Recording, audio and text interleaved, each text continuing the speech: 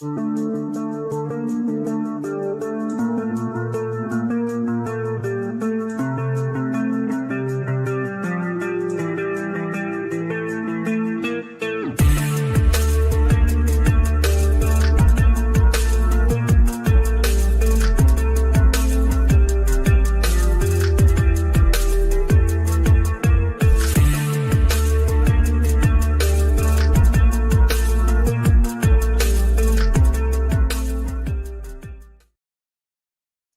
welcome everybody to Comics and Culture. I'm with Dani from Comics and Everything. Can you hear me okay, Dani? Am I coming through okay? Can you hear me all right? Yeah, for some reason this wireless headset doesn't like to start the scene and come back in sometimes. So yeah, it's one of those things. So Technology. yeah, Mr. Trapp will be a little late tonight. He's on California time doing his thing, but he will definitely be here. But Dani has an awesome channel. If you've not checked it out, Comics and Everything. And Thank you. You've really been hitting your live streams lately in the mornings. Trying to. Oh, well, thank you. I try really hard to, but sometimes life interrupts and I can't go. But I try my best to go live Monday through Friday at 11:30 Eastern time in the morning, so we can talk about all the nerdy stuff that's been going on in our world for the last 24 hours. So it's just like a little morning news show about pop culture and nerdy stuff. No big whoop. Well, topics you cover, you put an interesting slant on them because you have experience in the field of I don't want to mislabel it but the cosmetic effect, yeah, I'm a makeup artist, special effects artist. Yes. Yeah. So you have a little peek behind the curtain, of what a little bit. I've been industry adjacent for some time, with the show and the people I know. I've worked on a movie and it was a nightmare. It was absolutely terrible. But I do have thanks to the internet, thanks to YouTube and my show, I've gotten to know several people that do work in the industry and, honored to get to call them friend. So sometimes I do get some inside tracks on some things, and it's made it very well, I don't want to say, super easy, but it's given me the ability to kind of track trends and really give a good guess, like, okay, well, obviously this is what's going to happen because this is how they do this and that sort of thing. So, I mean, really, I should just start placing bets on this stuff because it can good. I mean, it could go either way in any instance, for sure. Oh yeah, absolutely. But I'm a writer too. Actually, I'm a science fiction, horror, fantasy, whatever you want to call it. It's, I guess, several genres in one. So that's awesome. Thank you. It was a long time. Well, I guess I'm still writing, and I'm working on a comic adaptation of the book. So understanding the writing process and stuff it really helps with what I do. I imagine it would, yeah. Yeah. That's very cool. That's awesome. And I know you're an avid comic reader as well. Oh yeah, I'm reading Black Panther stuff right now because old Black Panther, like volume 2, 90s stuff. Oh, nice. I'm doing a breakdown of Achebe, so I had to read volume 2, 3 through 5. So I freaking love Achebe. I wish I would have known about him before.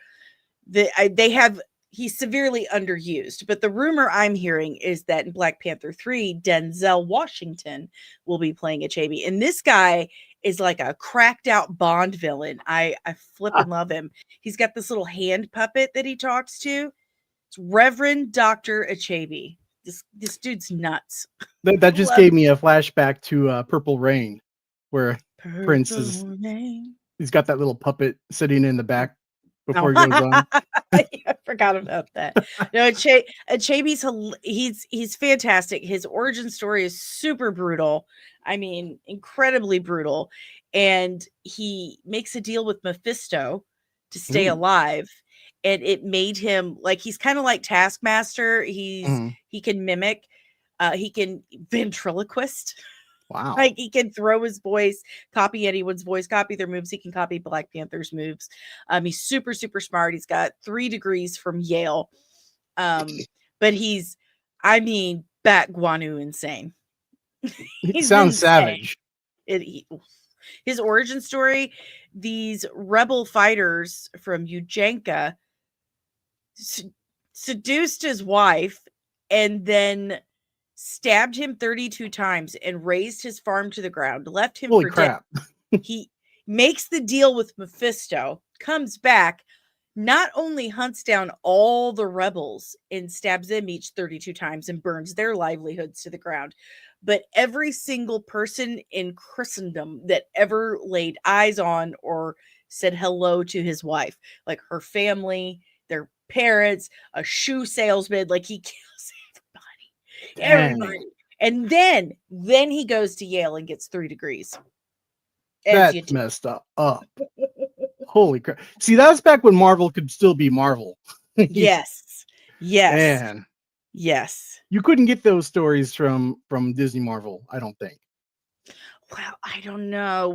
Well, maybe moving forward. Now that Daredevil is the first 2 episodes, super brutal. Yeah. Absolutely loved it. Super brutal. There was F-bombs. Right. Let's get into that in just a second. Let me say hello to the people in the chat. Welcome, Hi, everybody. Jamie. David's here. Hello. Fernando's here. Hello, Fernando. Axel's here. Axel says, are you excited for that new Daredevil show? Yes, well, we're going to be talking about that for sure. David says, currently watching Invincible. Have you watched? I've not seen the season. Yes, yet, I've watched I am caught up. A friend of mine works on that show, Yoshi. He's super cool. Apparently, that there's that scene with Rex Splode. He worked on that scene, and I was like, well, good job. Awesome. I'm still emotional. I love Invincible. It's one of the best things on Amazon Prime as far as the superhero genre goes. And Axel says, I hope Spider-Man makes some sort of cameo in the show. In Daredevil, that would be interesting. I don't think he will, but yeah, that would be cool. They did mention him. Yeah. They did mention him. So, yeah, we've gotten the first 2 episodes of Daredevil Born Again, right? Mm-hmm. And so how many reshoots did this thing have? Do you remember? Just 1. Oh, just 1? I thought it was a lot. Okay. No, well, 1 round of reshoots, but they reworked the whole thing. They had 18 episodes and they were showing it to test audiences, and then, the Marvel not getting the good results that they were hoping for.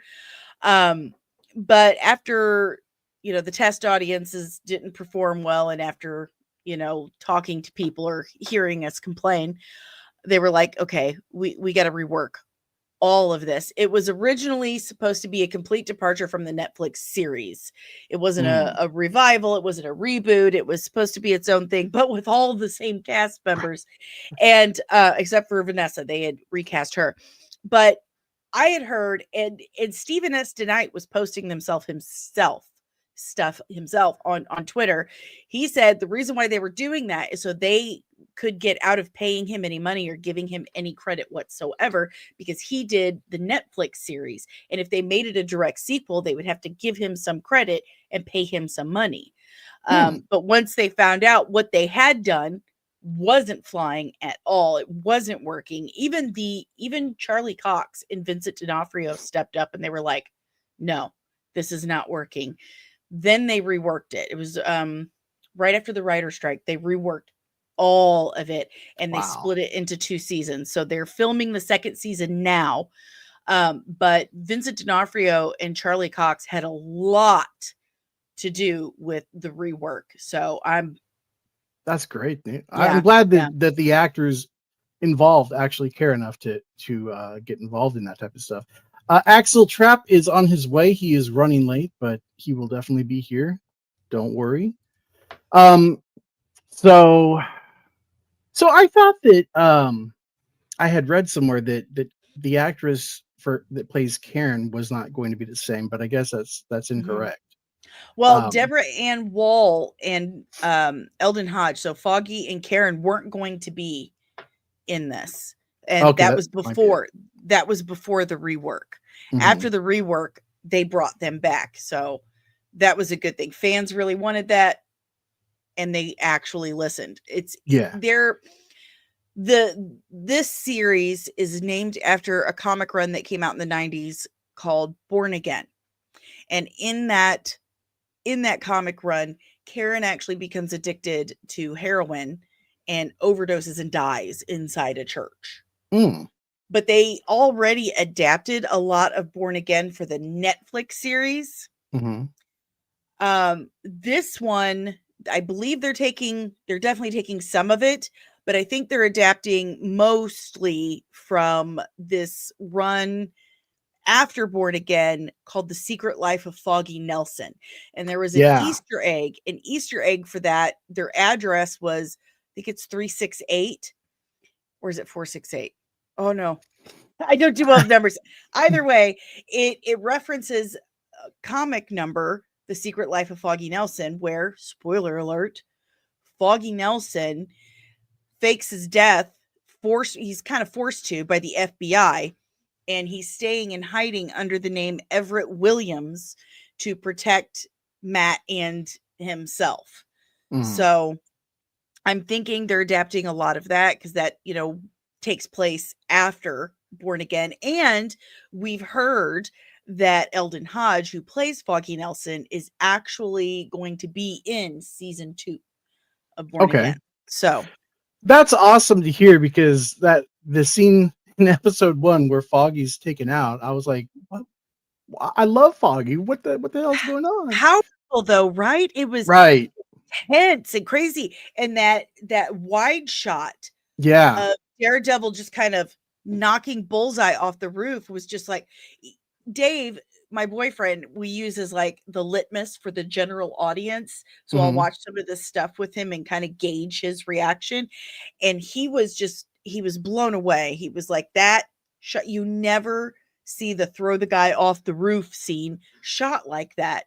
It's usually a very tight shot, but this very wide, so you can see everything. And Karen's reaction to that body hitting the ground behind her, I'm telling you, that was masterclass acting from Deborah Ann Wool. She was absolutely incredible.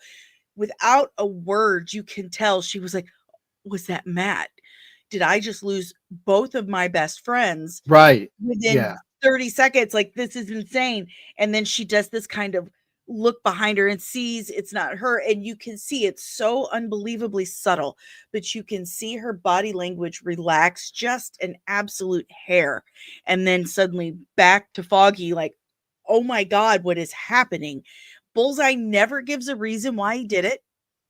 He just laughs at, and Charlie Cox, the acting from Charlie Cox, is that not just, oh, it's fantastic. Yeah. The juxtaposition of Charlie Cox just crying and his soul is breaking apart, to Dex Bullseye, who's just exhaustedly laughing at him like, "Hi, gotcha. That's exactly what I wanted." Just fantastic. Fantastic. Yeah. Let's see. Axel asks, so are the Punisher and Daredevil friends in the MCU? Yeah. Well, more like partners. They're I wouldn't call them friends. Would you call them friends? Colleagues. Colleagues, maybe. Yeah. Yeah. Yeah. And Riot, she asks, I wonder where Trap is. Trap is on his way. He's running late, but don't worry, he will be here. Maria says, "What's up, comic fans? Welcome, Maria." Buenas noches, Maria. Sorry. I gotta yell at everything. Oh, no, it's awesome. this may have been a fever dream, but when I was watching the first episode, the opening shot, I seem to remember it being like coming up like on a street level, like seeing like through like the sewer grate or something like that. Like a sewer lid was kind of, because I remember thinking like when they were going into that, I was like, man, I wonder if that is kind of a wink to the TMNT like thing about them being created by the ooze that made Matt blind. So I may have dreamed that. Yeah. You may have. You may have. I was But trying to pull that exact scene up, but apparently my VPN isn't letting me. yeah. Axel asks, so was Daredevil always blind, or did he lose his eyesight to something? But the camera work, now that you mentioned it, the camera work in this show has just been, we're only 2 episodes in, and I have so much to be in awe of. The camera work is so interesting. It's so interesting. I love it when a director makes the camera framing another character. Oh yeah. I absolutely love that. And actually, when you were talking about that wide shot of the character going off the roof and landing, the only other TV show that I can bring to mind would be season 10 of Smallville, where Zod stabs Clark with the kryptonite, and Clark goes off the roof and lands, and Lois, is basically right there, and she has to pull the kryptonite out of him. That's not nearly as well shot as the Daredevil scene, though. Oh yeah. I mean, Smallville was fantastic and it was ahead of its time. Yes. Yeah. But this has just been phenomenal. It's been 100% worth the wait. I mean, it's been almost 10 years since the Netflix series ended. Has it been that long? Wow. Almost 10 years. So, okay. So I'm watching the opening scene, and it is actually a letterbox open. It's a horizontal barn door. It's what we call it, a barn door. It's a letterbox barn door, and it just kind of slides open, and you see their building in New York. Okay. So not really a sewer grate, but it's just kind of like an eye opening. There we go. Okay. Yeah. That's just the Turtles fan in me wanting it to connect somehow, like be a little nod, but it is what it is. So that's cool though. And so how many episodes of this are we getting? 9 this season and 9 the next. Wow. As far as I know. So 9, they were gonna have season 1 be 18 episodes long originally. And then they decided to. Well, I don't know, man. I kind of miss that stuff. Before the writer's strike in 2007, we had seasons that were anywhere from 22 to 26 episodes long, and we got it every single year. There was no 2 or 3 year gaps in between seasons. Like this, listen, dude, we're all middle-aged now. We forget things and we lose interest.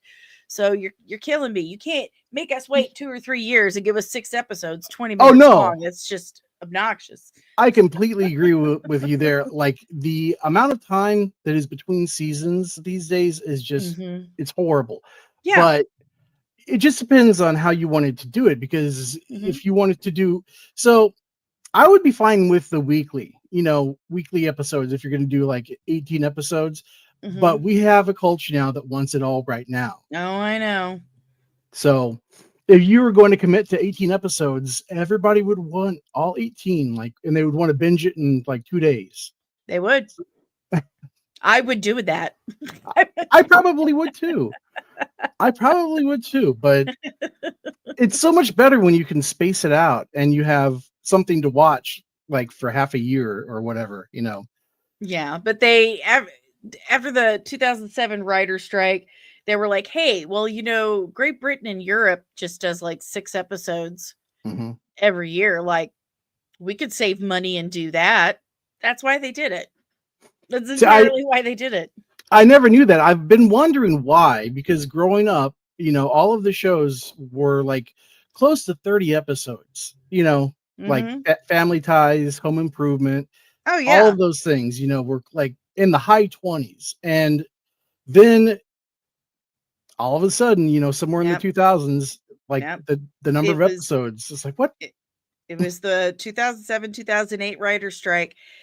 And I'm telling you, man, because that's right around the time when things, I think Netflix had just started offering the streaming. And it was mostly like B movies and stuff like Yeah, that. that's But right. just imagine, like now you can stream the old series that have the 22, 26 long episode runs. Just imagine if they started introducing newer stuff with 20 episode seasons, you'd have people on your streaming service so much longer. That's true. You would have them on there so much longer. That's a great point. I wonder though, like, if it would be see, right now I would be very afraid to have like an 18 episode season of Daredevil. And I agree with you to an extent, because it feels like there is a creativity drought in Hollywood, and it's like they can't come up with enough stuff. Yeah. They can't keep the overarching 18 long episode thing interesting enough. So they've forgotten the fine art of standalone episodes. Yeah, absolutely. And while I am a bigger fan of like the overall connection of the season, standalone episodes are fine too. Not everything has to connect. Oh yeah. But also we have to worry about the quality of the writers that are doing this. And if what we have seen so far is any indication to the quality of the writers working on the show, I think we're going to be fine. Yeah.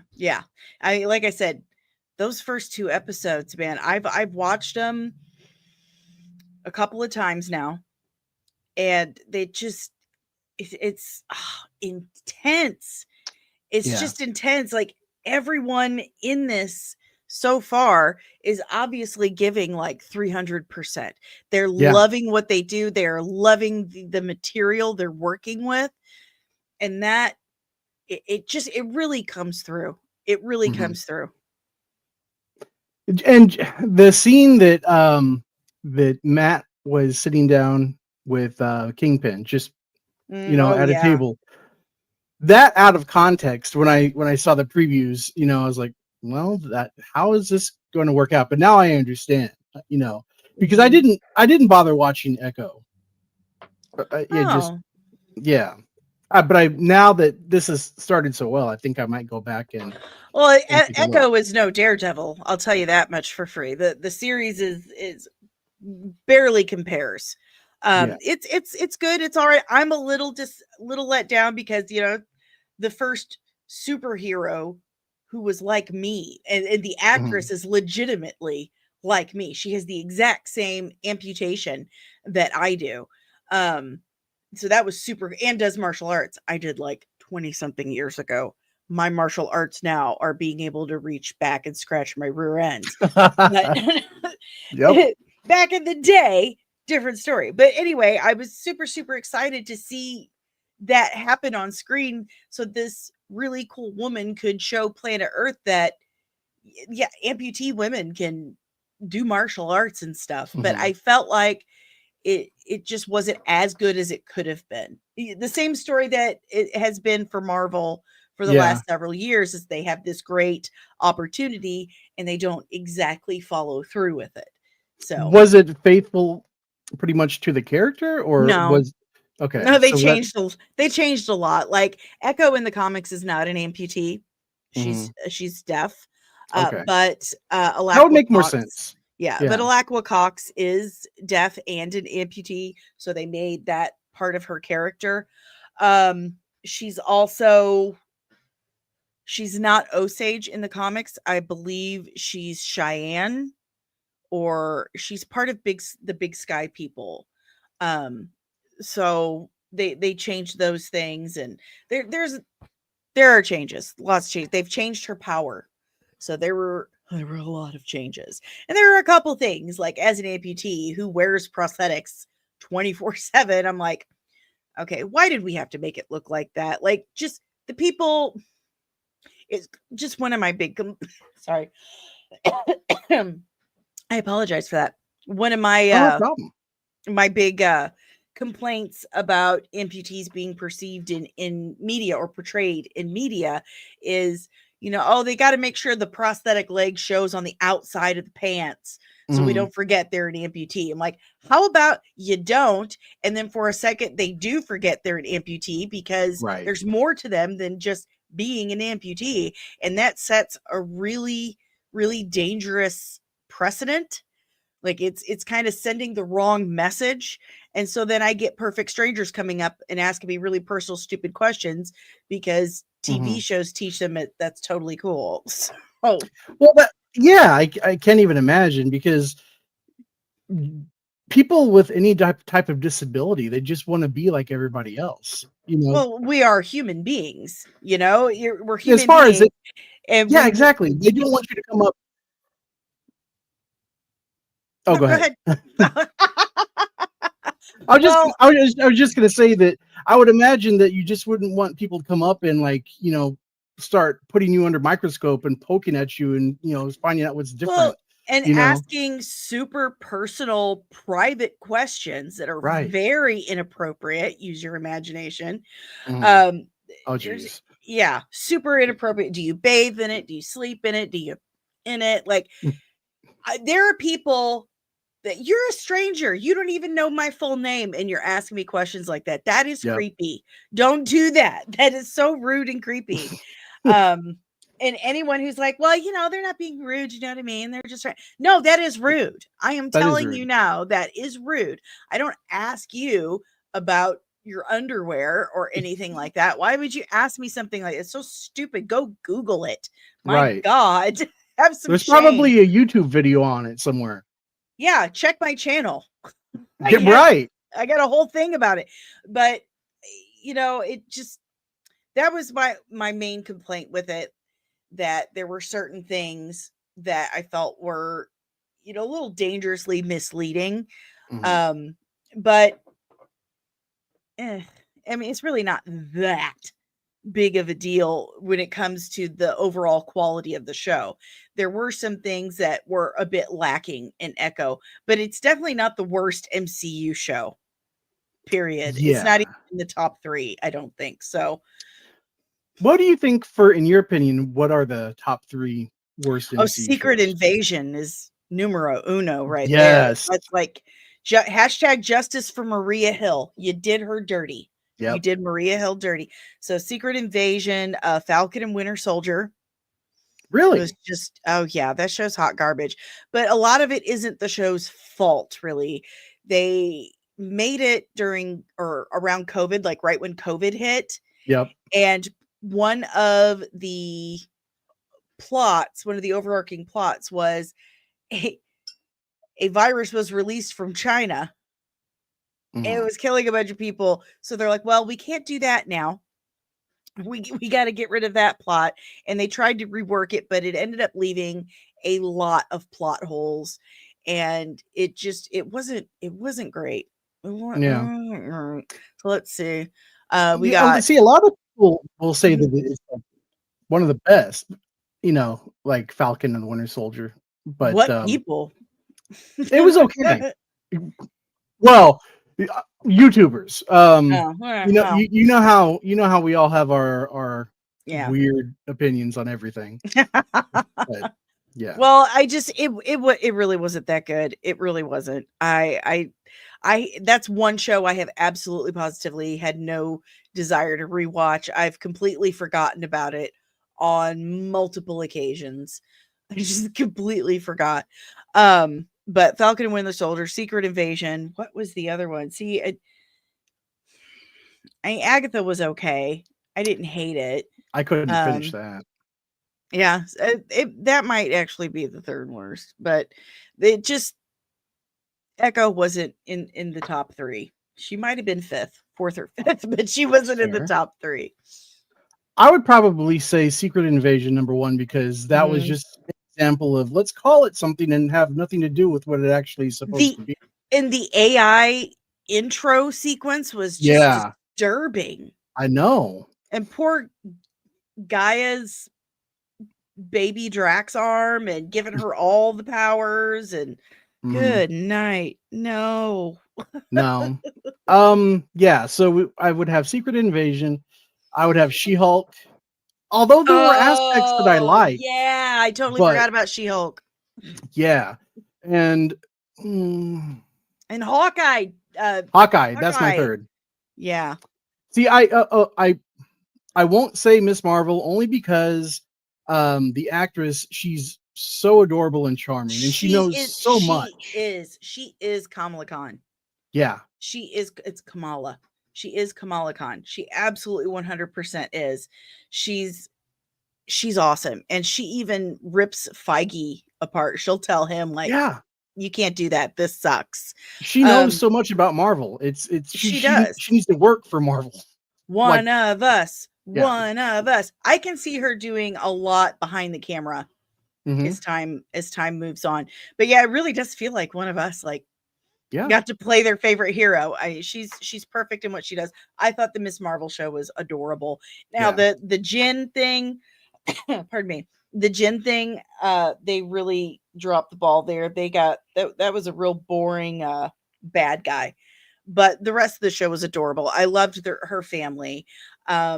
I thought it was, because the character is Muslim, it's a good way to kind of educate people on Muslim religion and culture who otherwise would have never known anything about it. That is how you do representation and inclusion, by introducing something, an original character, and introducing something, a world that other people may not have known about. So I thought that part was very done well, and we got the first mutant that little sting in the background. And the show had me because, like, in the first or second episode, they played a Bon Jovi song. So I was like, "Yep, all right, cool." Fair enough. Let me see. So a lot of people are giving their opinion. Let's see. David says She-Hulk, the Abomination. Yeah, that was a letdown. So much possibility with She-Hulk, man. That one should have had lots of standalone episodes. If they're gonna do an Ally McBeal, your cold open is a hero or a villain gets in a tussle or a situation that requires them to need a lawyer. You get your opening title card, and then you get them in Jennifer's office, and She-Hulking ensues. That's how it should have been done. And that was the show, though, that made them realize, okay, so we actually have to have a writer's room and a legit showrunner to keep things on track. So have writers that actually know how to write a courtroom show, maybe. No kidding. Now, the character itself was pretty on point with how She-Hulk is personality-wise. Her Hulk version is a party monster, is a lust-filled party monster. Any complaints I would see online about, She-Hulk was twerking in her office, Stan Lee would be rolling over at his grave. I'm like, shut up. Tell me you've never read a She-Hulk comic book or a Stan Lee comic book without telling me you never read one. Dumb. Yeah. No. I mean, there have been issues of She-Hulk where she's like almost naked on the cover of the comic, right? It's hanging on my wall right there. She was Yeah, okay. Then absolutely. So that part didn't bother me. It was just the overall writing of the show. Yes, it was the way it was put together. It was the structure was poor, the writing was not up there. It was like they said, okay, so let's make a superhero show for girls. This is what girls like, right? Actually, no, we like watching people get punched in the face too. Yeah. Like we like the action, we like the fight choreography, we like that stuff too. So it was like a show that felt like some dude's idea of what girls would actually want in a superhero show. Yeah. And so with She-Hulk, the MCU has basically ruined the Hulk. I haven't seen Captain America 4 yet. But I know that Red Hulk is only in there for a hot second, but he looks really cool. He does. He does. I call it Captain America missed opportunity because it felt like an empty shell. There was so much they could do and they chose not to. And it is an actual direct sequel to The Incredible Hulk with no Hulk in it. So, I mean, wow, how do you do that? That's crazy. It just, you can tell they cut a lot of stuff out. A lot. It just feels like it lacks so much substance. And then you have the choice they made with the leader's appearance. Like, I don't know who was in the room for that one, but slap them across the face. That was really stupid. Why did you do that? He looks so horrible. He's like vomit inducing, horrible looking. And there's just, I mean, really I love Giancarlo Esposito. I think he is one of the greatest actors of our time. I absolutely adore him. He's got so much riz, baby. But his character in this film, it was just so unimportant. Like, you could have removed him altogether and he would have never known any different. That's sad. Yeah. He's an actor of caliber, and he needs to be used in proper settings. Yes. So Cap 4, that is one that was reshot like 4 times, right? Yes. Oh my gosh, there's so many reshoots and they're trying to lie about it now. They're still trying to say the budget was 180 million or something like that. There's no way. No, the budget is close to 500 million, I'm sure. Oh, absolutely. You listen, and you trying to explain to people how you know for a fact that budget kept going up because of stuff like this. This is a theatrical palette that they actually use on set because I know the makeup artists. This is just one of the many palettes, okay? So this one and this one's completely empty, but this is the palette. This is $65 right here just for this. Wow. This is $65. Okay. And stuff like this, you are going to use on set every single day as part of your day checking. You got your makeup artist standing off to the side with their bags and fanny packs and backpacks and brushes and all this stuff. And in between takes, they come up, touch people up, redo things. This is $65. That's just for one person. Okay. You get one of these for each person. Then you've got your artistry palettes, and you're going to have several of these. This one is a complexion palette. You'll have several of these for like wounds and capillaries and stuff like that. So you've got all these different colors here. It's alcohol activated. Anyway, this is $75. So you get one of those per person. And that's just 2 things. So if you're doing reshoots, this stuff is finite. It's not like a digital camera or, a microphone. This is finite, meaning it runs out. You use so much of it, there's no more. So you have to replenish this kind of stuff. Stuff gets replaced. Certain costumes that get destroyed because of this fight scene or whatever. You have to make new ones. And that doesn't come out of nowhere. Then, someone's got to pay for that. You got to pay for it and order more. So yeah, that budget, or how much they spent rather, is going to keep going up every time they do a reshoot. It's just logical. That puts it into an interesting perspective. So this film is not going to be profitable. I just don't see how. No, absolutely not. And they'll lie. They'll absolutely lie. But yeah, no, there's no way this movie can make a profit. And their marketing team did them zero favors. Neither did Anthony Mackie. What on earth is wrong with you? You don't go to promote a movie, especially on foreign soil, and sit there and bash your home in the name of your character. What is absolutely this is a bad decision, man. Bad decision. So they really just had so much working against him. And I do feel bad for Anthony Mackie. He should have, it would have been nice for him to get a true shot at a solo film, but they all just kind of crapped the bed. Yeah. And we are joined by Mr. Trapp. Welcome, Mr. Trapp. Hey, I'm totally on time. I'm here. I'm so glad the show hasn't started. Ah, crap. Yeah. Yeah, we were waiting for you. We haven't started at all. Oh, this is great. Yep, I see the chat isn't active yet. There's no Yep. one. Whew. Okay, I should probably put some clothes on. Oh, yeah, No. please do. Danny, Yeah. this is Alexander Trapp. Very And nice this to is meet Danny. you. Nice to meet you as well. I do apologize for being late. Like I said to Shaun earlier, I totally forgot we were supposed to start 40 minutes earlier, and I had some other stuff to do I'm today. sorry. But I'm here now. So no, what's going on? What are we talking about? So right now we're talking about how Cap 4 is not going to be profitable. Danny was just going through. She had some makeup palettes from the set of what they use on these movies, and one was you said like $75, and one was like $100 and some odd dollars, and like each person has to use, like they have one of these per person.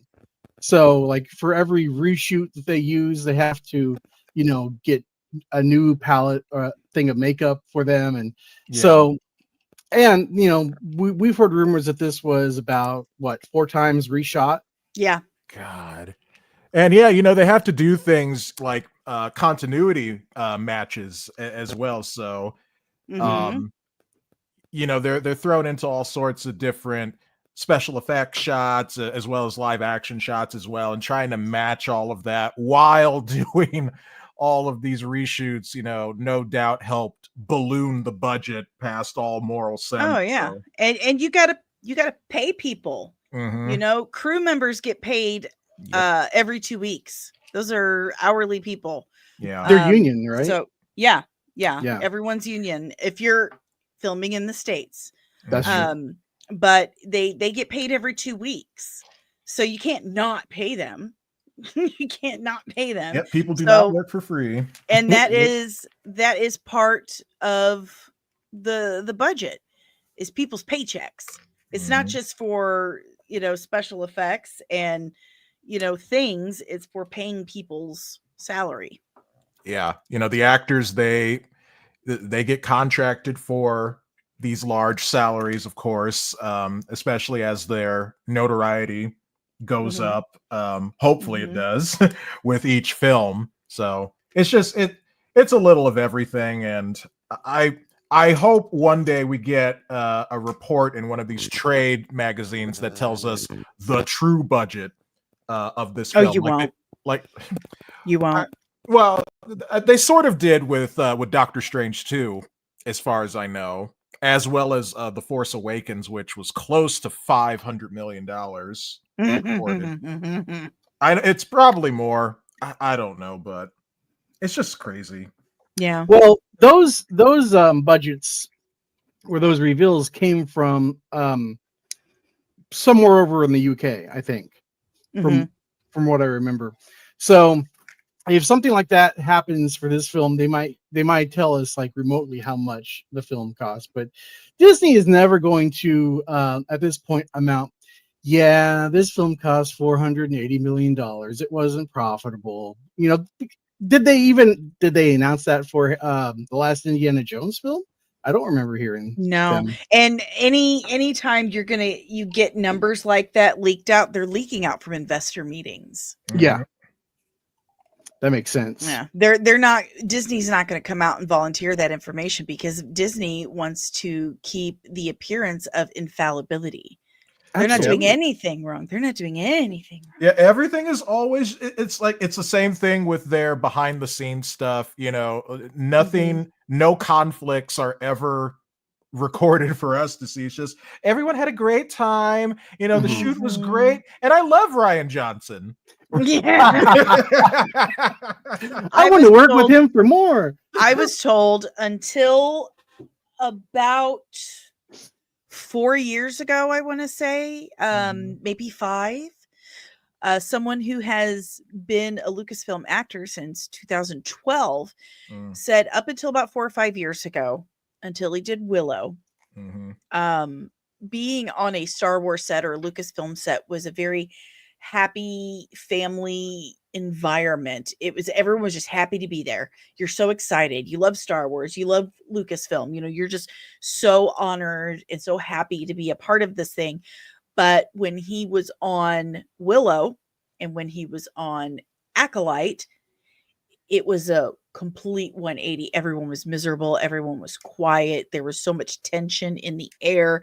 People were screaming at each other. It became so vilely toxic, he said, that he was mistreated so badly on Acolyte that he quit and fired his agent. Wow.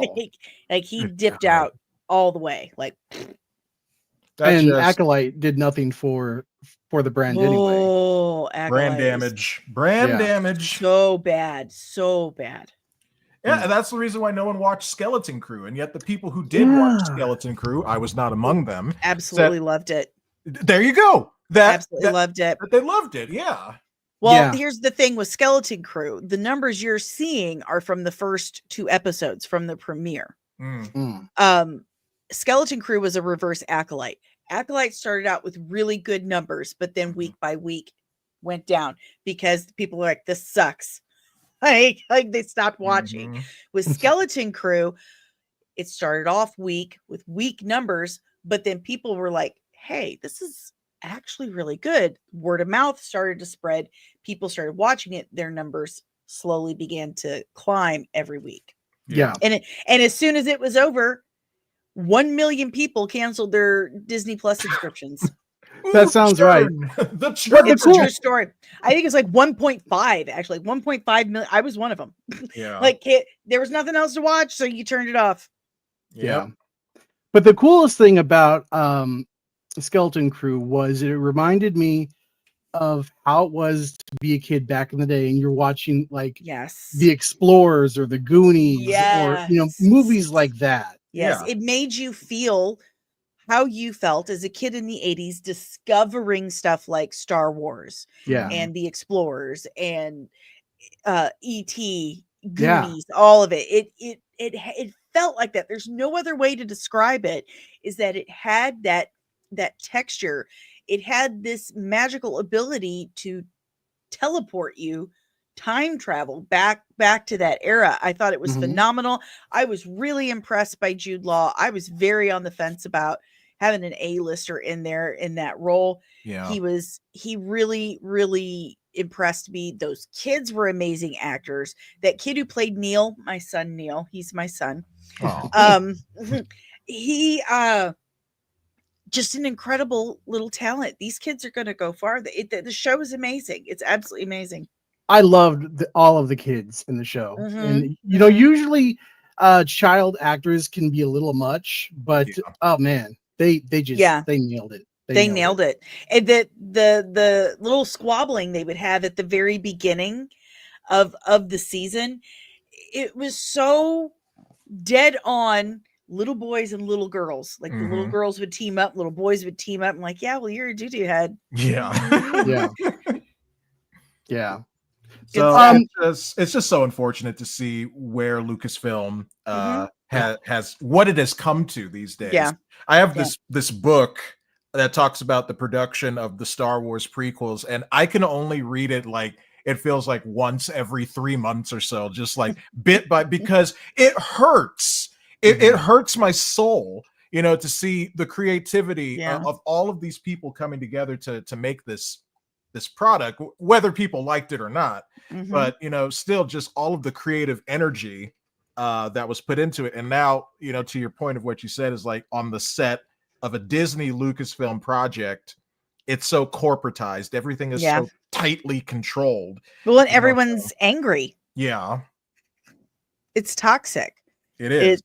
It's just that Rebecca Henderson, I call her, she played the Vernestra, the green meanie in Acolyte. She was so abusive to my friend.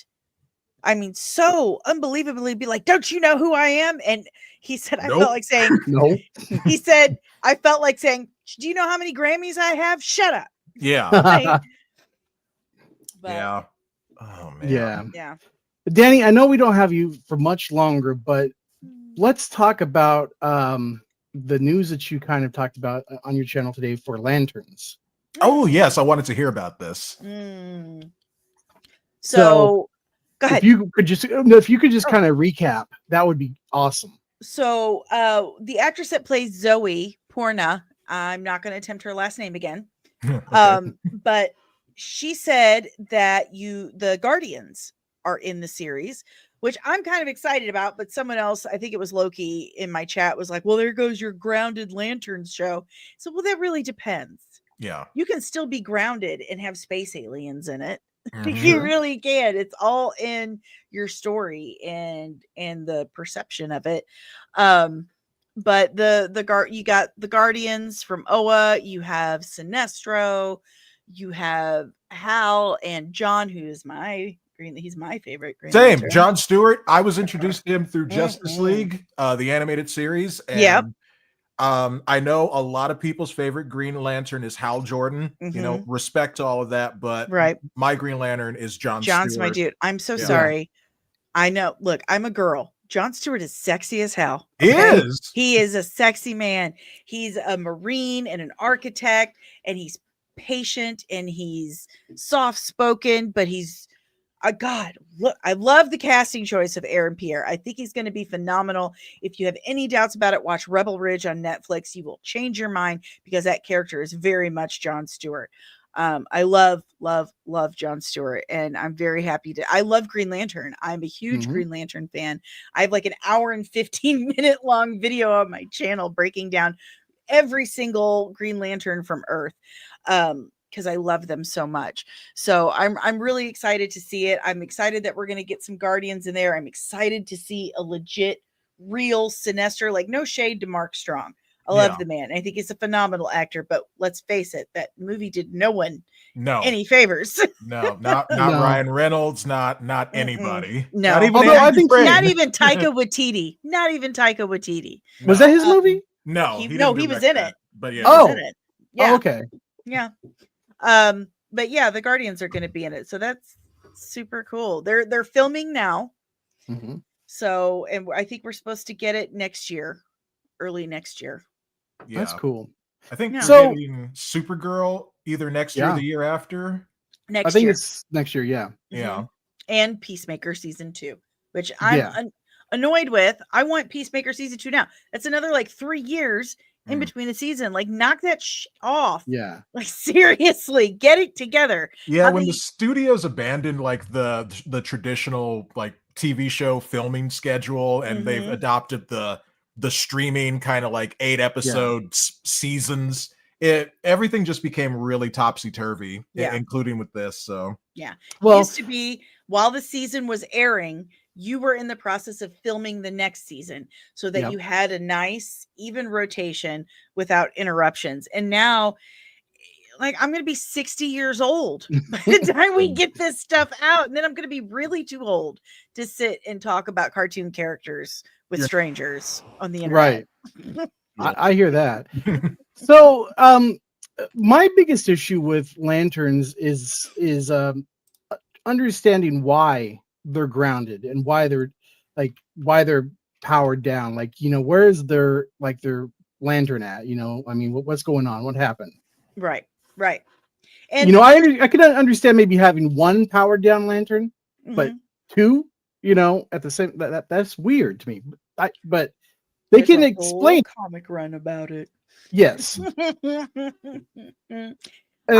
I'm excited. And even if they do have powers, you can still make it grounded because they're space cops. They're cops. Yeah, it'd be like Men in Black. That worked. It's a buddy cop thing. Yeah. It's a space buddy cop thing on Earth. Just go with it, man. I really have a hard time with people who make judgments about something before they even see it. It's not even done filming. Sure. Yeah, not even done filming. Yeah. Yeah, sometimes I sort of get it. We live in such a pessimistic kind of age where a lot of fans have been burned by what they see. So if something looks off, it's just like, nope. I trust nothing.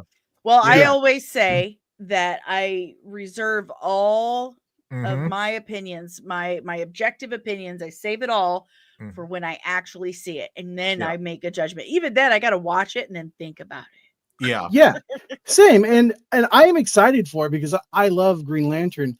The only thing I guess I will say about where we are right now in the DCU process, James Gunn needs to be better about first impressions. Oh my God, get him off the internet right now. Yeah. He's so bad about it. Yeah. Between the Superman shot that we got with him sitting down, putting down his boots, and then this first shot of Lanterns, it's like, dude, no.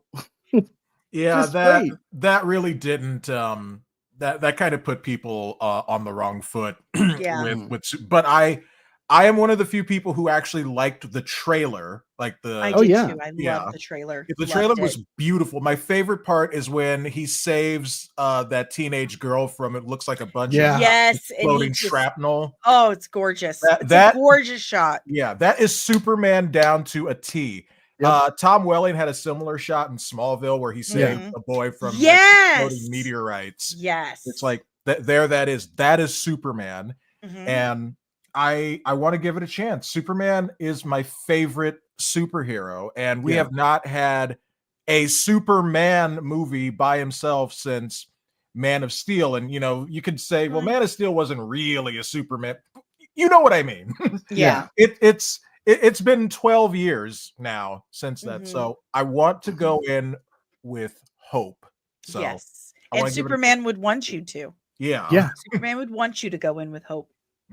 So Danny, what are you thinking about the recent news about the bad test screenings? Because a few months ago, it seems like they had the same thing and it turned out to be false. I think it's just trolling. I think it's shit talking. I think so too. I agree. That's what I think it is. Listen, this is the first time in the history of the MCU that the MCU might actually have some competition at the box office, some real competition.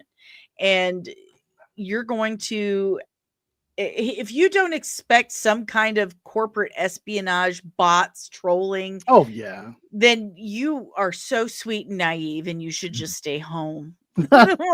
Because that's exactly what's going to happen. It's been proven many times that Disney does pay bots. Yeah. So I same thing I always say, watch it for yourself. Go in with zero expectations and watch it for yourself. Form your own opinion, and everybody else. Yeah, absolutely. Just don't worry about anyone else. If you like something, dude, love it hard, love it loud. Yeah. And I haven't really come across anybody, a lot of people that have not liked the trailer. I mean, it is what did they say, the biggest performing Warner Brothers and DC trailer. Yeah, and they just lost all their numbers. Some Korean middle schooler hacked the DC YouTube channel. Yeah, today. Probably paid by Disney. And he changed the handle to like his handle and his picture on the profile picture, and they had to take the whole channel down. That is insane. Man. Yeah, they lost all their numbers.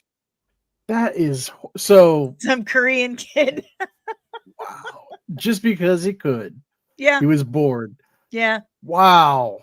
You would think there would be better security protocols for a company like DC and Warner Brothers, it was their YouTube channel. So that's YouTube true. That'd be YouTube security. We all know how YouTube is.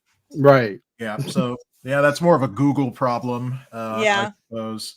But it's just it's such a shame, because it's just like, why? Yeah. Why even you could use your powers, so for good. Speak. Yeah, for good.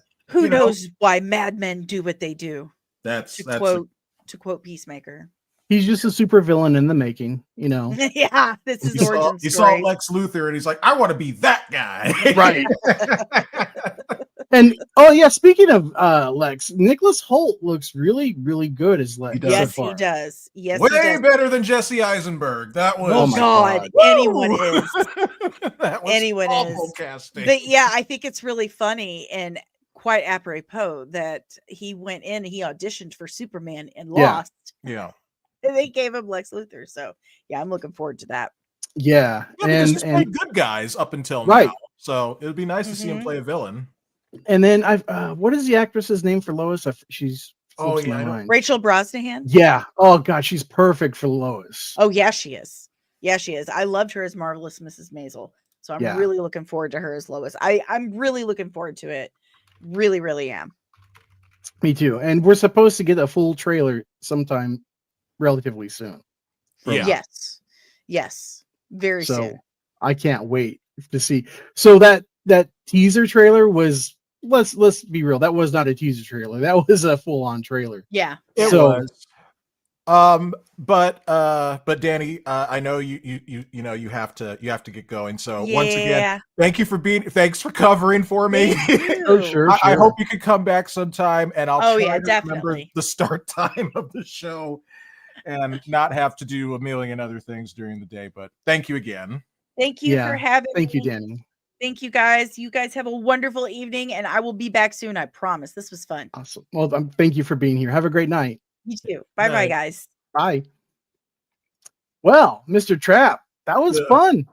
It was, even for like that. Well, that was like what, 20 minutes of just some discussion. So yeah. That's great that she also had some inside information. I mean, it's not really rocket science that any Disney production is just filled with all sorts of horror stories and things. But, to actually hear it from someone who knows someone who was there and, they reported on it. I like what Tate here says. Some people just want to watch the world burn. Yeah. Good. Yeah. Good. From The Dark Knight. And it's so true. Like, let me get my Star Wars book here that I'm talking about and not cause an avalanche on my desk. I swear I'm trying to clean up my room. Sure you are. I've made progress. Let me turn on my camera here. So yeah, this is what I'm talking about. It's the Star Wars Archives by Paul Duncan, episodes 1 through 3, 1995 through 2005. Nice. And I'm sure I've shown this before. It has this amazing picture of all the prequel stuff George made and him standing next to it. And I'm close to the end. This is where my marker is right here. So you can see I've made I'm on Revenge of the Sith. That's the part of the book that I'm into now. Okay. So you're towards the end. Yeah. And there's this really amazing illustration of the planet Felucia where Aayla Secura was killed during Order 66. And it's this kind of nerdy, like really into the weed stuff that we all loved about Star Wars because it was the greatest independent film franchise in the history of filmmaking. Yeah. And, Disney bought it, and we're still talking about this situation because of how much we as fans have been burned over the years because of what they did. And that's why I say it always hurts to read this, and I can only get through so much of this at a time because I'm just like, oh, I know. Can you remember a time like when they announced that? Okay, well, let me go back even further. So, Revenge of the Sith came out in 2005 or 4, right? 2005. Somewhere in there. Yeah. Okay, so there hadn't been Star Wars for a hot minute, and so we knew that George was dismayed by the reception of the prequels. He was getting older. He wasn't sure if he really wanted to invest more time in another trilogy only to have fans react poorly. Yeah. Especially in the age of the internet. So then the day came that the rumor broke that George might be selling Lucasfilm to Disney. And my heart sank. Well, that was still when Disney was still doing good Disney things. Fairly well. Yeah, they were just coming off of Pirates of the Caribbean. Right. They had made their movies, and those movies are still like the first 3 movies. The fourth one's kind of, and then the fifth one's kind of, but at least the first 3. But that was before Disney was like all about agenda, and they were still making some good movies. So, for me, when I found out that Disney might be buying Lucasfilm, I was like, well, this might be okay. This, if any company, I thought at the time, I if know any we all company thought at the could time, give Star Wars new life, it would be Disney. Oh because my God. George Lucas and Disney had worked together on multiple things like Captain Yep. EO, Yep. Star Tours. They had the Star Wars weekends at Disneyland and Disney World. So there was a relationship there. It made sense at the time, but we also knew, from other stories over the years that Disney wasn't always the happiest place on earth Yeah. to be at. So, it was like we were all just crossing our fingers, just like, please let it be good. And a lot of people were very, hold on. I unplugged my headset. Oh. So yeah, sorry about that. So a lot of people were fooled, I would say, about The Force Awakens. And even those who had reservations were like, well, it's kind of a retread of A New Hope. So maybe once they spring forward from this, we'll see something original. Oh, we saw something original, all right. That's why my head is hanging. Original is not always good. No. I mean, and even George himself said when he saw the screening of The Force Awakens, he said, there's nothing new here. You guys didn't go anyplace new. There were no new environments. It's just like you go from the sort of happy ending of Return of the Jedi where, yay, we're free. The galaxy is now at peace. And then you see the shuttle with stormtroopers again. It's just like, what happened? What happened here? So like that was one of the biggest disconnects, was trying to understand, how everything was happy at the end of Jedi, and then how we needed to know how we got to where Force Awakens was. They didn't really explain that to us. They just kind of threw us in, and we were like, what? And it's not like you're starting over brand new with like a new intellectual property, and you have to do some sort of world building and kind of give people an idea of where you are and who the good guys and who the bad guys are. It was so haphazard, and now of course we know there was no plan. There was no plan in place for any of this. It's just, let's make this exciting thing. We'll mystery box the ever-living crap out of the gaping plot holes that we have created, and we'll let Rian Johnson figure out the rest. Yeah. And then, Rian Johnson, and then I think they basically begged J.J. Abrams to come back and finish it up. Because they saw the enormous fan backlash to what Rian Johnson did. I really have to bite my tongue and not say insulting things about Rian Johnson personally. I'm just trying to describe this in the most academic way that I possibly can. So they saw the backlash that happened, and it's like, well, who can we get to come and fix this? Because they didn't listen to Colin Trevorrow, who had he had a script, and he's like, wait, I need Luke Skywalker alive. Otherwise, this isn't going to work. And, of course, Kathleen Kennedy and everyone else probably in the story group were like, shut up. Sit down, you Jurassic World dinosaur boy. Yeah. Oh. That's another interesting thing. The new Jurassic World. ScarJo. I can sort of kind of believe and kind of buy that she's like a special forces person. In this. I'm kind of sick of the premise of there being like a Manzel. There's clearly like a nerdy guy in there who's going to need to be saved and all of that from what I saw from the teaser. And I know we just talked about, don't judge things before you see them.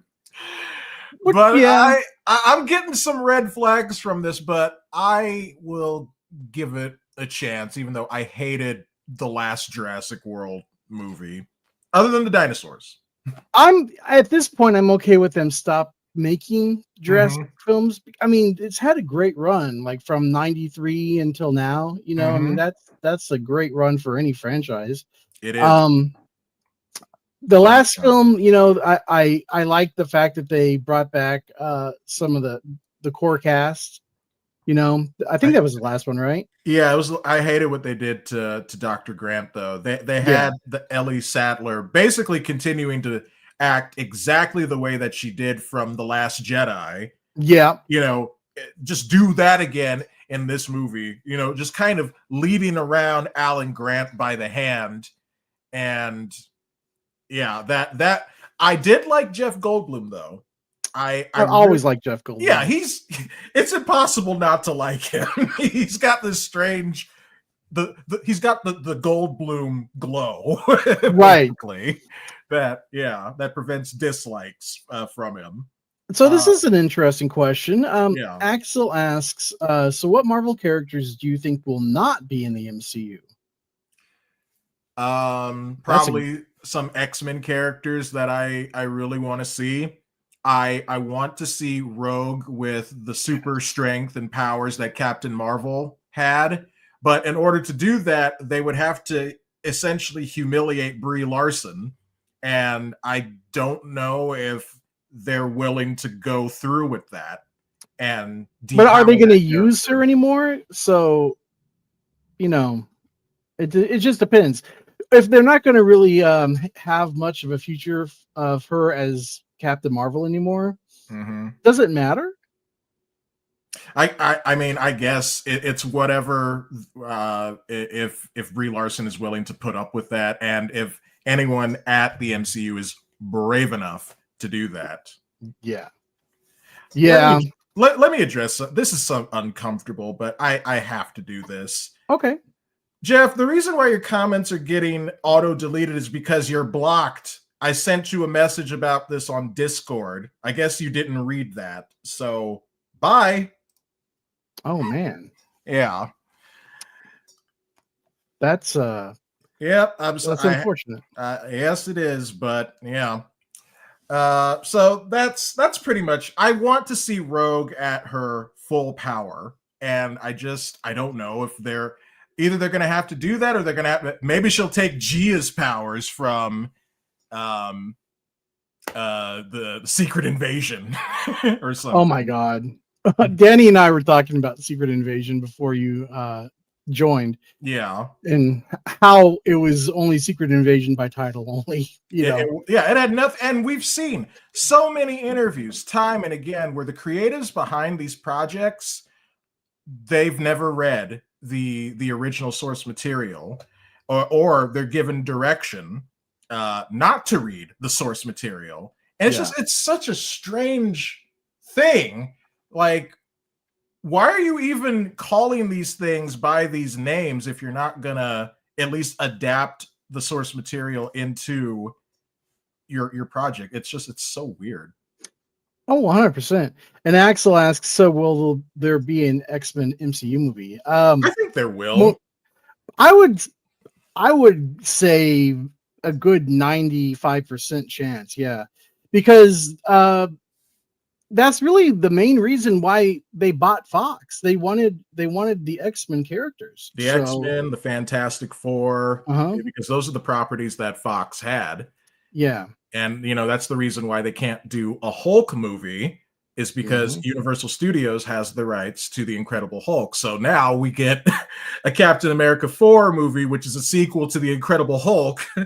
And yeah, Which still doesn't make sense to me, but no, I don't yeah, that so I mean like I was saying with Danny earlier, if they've done one thing in the MCU is that they've ruined the Hulk on yes, screen they between have. She-Hulk and between Bruce Banner's Hulk. So, you know, there's no real retconning Hulk at this point. No, And you know, Red Hulk was only in Cap 4 for like a couple of seconds, right? yeah. So, and that's a shame because he looked amazing. Yeah, like the CGI over the years has gotten so much better. with the Hulk. I mean, you look at like the 2003 Ang Lee Hulk movie, and then 2008 with the Incredible Hulk, and it's just there were incremental sort of like improvements, but then like you get to the Avengers, and the Hulk looks way better.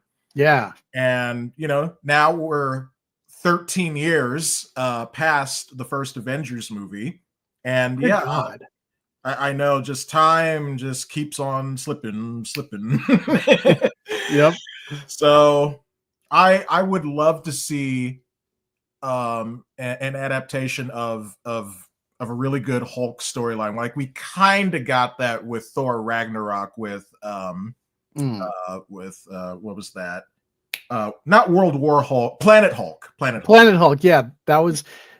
If you have never seen the Planet Hulk movie, I have. Yeah, it's so good. Yeah, and very tragic too. Stuff that happens to the people of, what was the planet name? Sakaar, I think. It's been a hot second. I don't even remember. Yeah. So yeah, with today's technology, you could make an incredible, see what I did there, Hulk movie. But we're not going to, because Disney doesn't want to try to work out anything with Universal Studios. And so we get adaptations of different Hulk characters and different movies and things where they make absolutely no sense. I think the other problem, well, go ahead and read that, and I'll say. Okay. Axel asks a good question here. So what movie do you think ruined Hulk, Infinity War or Endgame? I think it is when we got Professor Hulk. I think that was the last. Yeah. The last, that was all that we couldn't take it anymore as fans of the Hulk. Like, I mean, he was a doofus. Yeah, and he was just Mark Ruffalo. He's just CGI Mark Ruffalo, and that was it. Yeah. I mean, I think he was okay in Infinity War for like the small amount of screen time he had.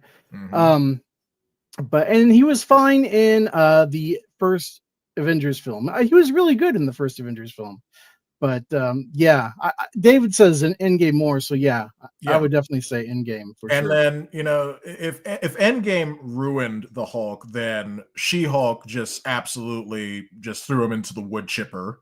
Yeah, and completely finished it with like fatality. Right, he wins. So yeah, like the only way to fix that character is to do a complete reboot of the Marvel Cinematic Universe, which I think is what we're kind of heading towards with Secret Wars. And I mean, those are rumors, If you were going to do it, that would be a good way to do it. Then you can restart everything. You can recast the main heroes that everyone knows and loves, and you could have a clean break, which Endgame should have been. I've said this before. I will sacrifice Spider-Man No Way Home if we got a good MCU again. But we are where we are. So I think doing Secret Wars is the best way to clean the slate. And I agree. And and Axel says or they could bring back Savage Hulk. They would have to explain why Savage Hulk is back. And I just don't have faith in the caliber of MCU writers right now to explain why Savage Hulk is back. Because I said so. It'd have to be some kind of mental issue. If they were intelligent about this, they could be like, well, there's some personality, there's some mental infighting between Hulk and Bruce Banner. And I think there's been a comic or series before where the two actually split from each other. So they could do that. But Axel, it's almost been 20 years. They can't just undo everything. Are you sure? They can. They absolutely, both DC and Marvel have done reboots of their comic book universes and other things too. I mean, it comes down to the financial aspect. If every MCU movie is costing more and more to make, and it's making less and less at the box office, Mhm. then you have to look at, like, okay, how much are we paying these actors? And that's one thing about RDJ coming back. Like, his payday is going to be ridiculous. Oh yeah. I mean, so you're gonna want to reboot this thing at some point with little to no name actors, so you can keep your budgets relatively small. Yeah, they need that So return on investment, and they're suffering the law of diminishing returns as we go further and further. yeah. And David asks, RDJ coming as Doom, good or bad idea?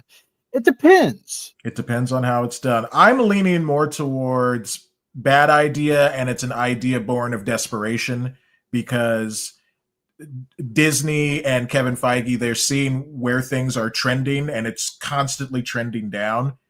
And I love RDJ, but I think it also kind of cheapens his sacrifice in Endgame. And I really think Doom could have been a new actor that they could have built up, and properly made way for this reveal. But instead it's just like, oh crap, we kind of made a mistake with Kang. Nobody likes Kang. So we have to kind of do a swerve and do this. So I want to see what they do with it, but that's where my initial feelings are. So I've heard like one theory on this that sounds interesting to me. And I probably mentioned this on a previous stream, but so it involves the multiverse, okay, which they have done horribly bad in the MCU. But it is going in, and it's saying that the Iron Man, the Tony Stark on the Earth that the Avengers and all of this takes place of the MCU, he is actually adopted. He's a variant of Doctor Doom. And so in all of the other worlds, he's Victor Von Doom. Okay. Yeah.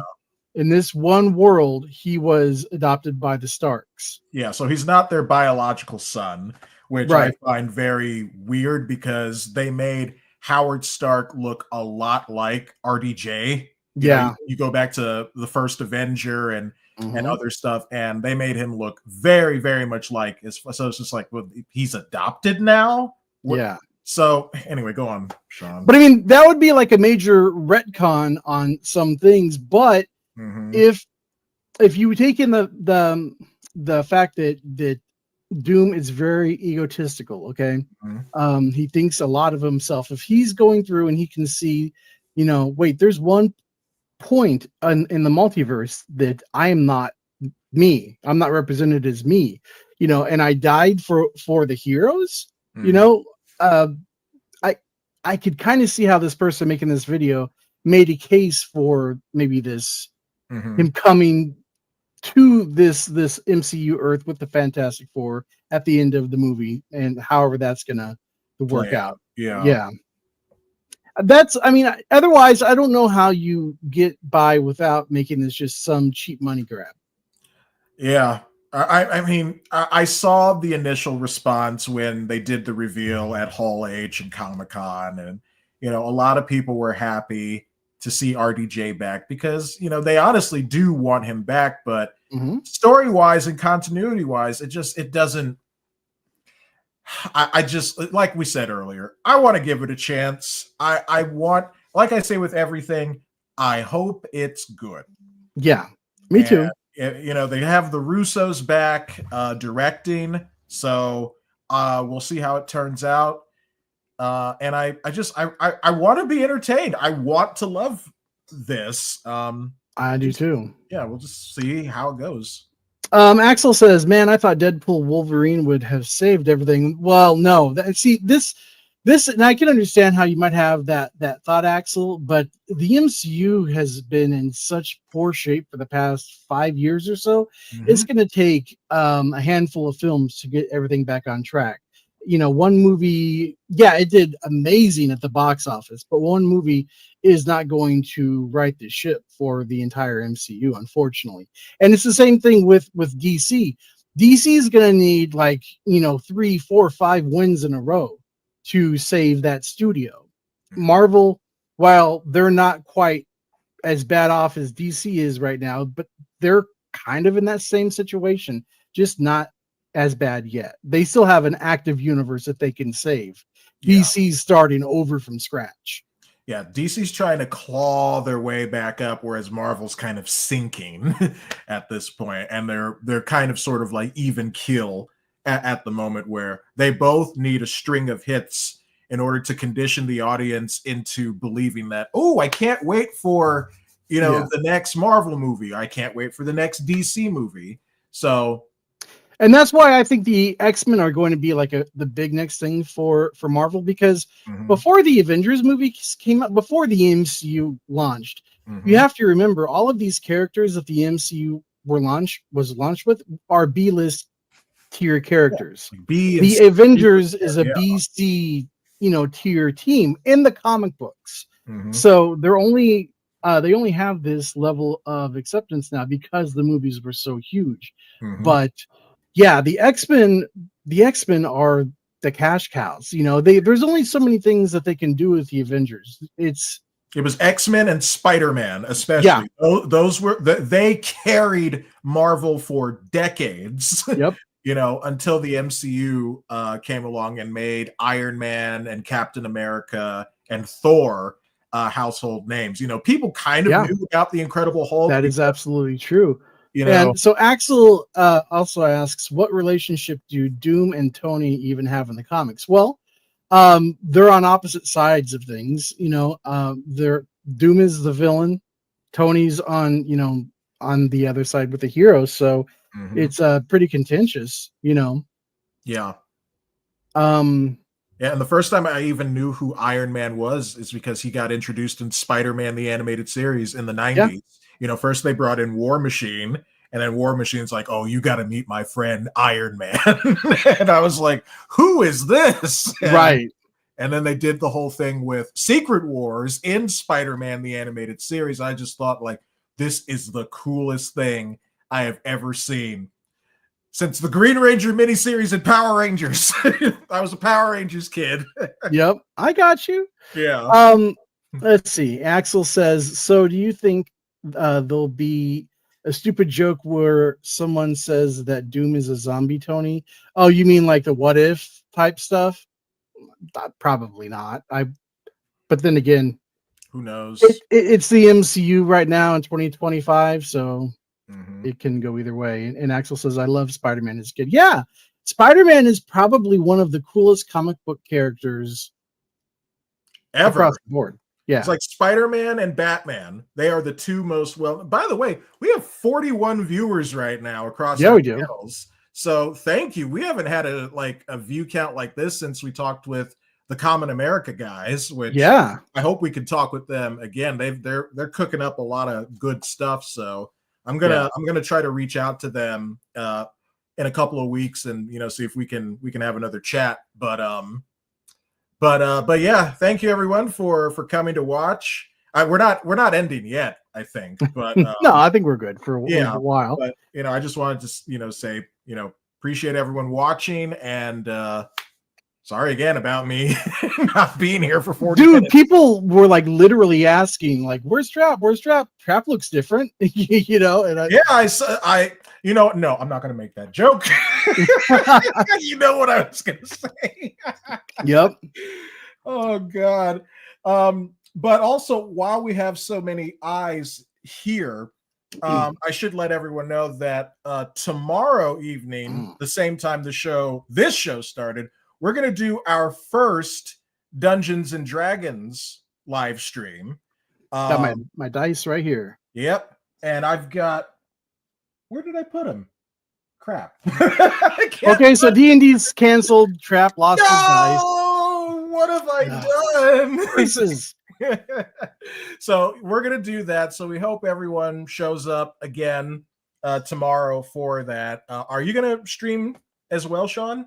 No, I don't think so. I kind of just want to experience it. Yeah. I got you. Okay, well then, yeah, just be sure to come over to my channel. Then It's a Trap Productions. I'll be on Twitch and YouTube streaming that, and yeah, come and experience that. We're gonna have a lot of fun with the rest of our friends, and yeah, I'll overnight FedEx you some dice.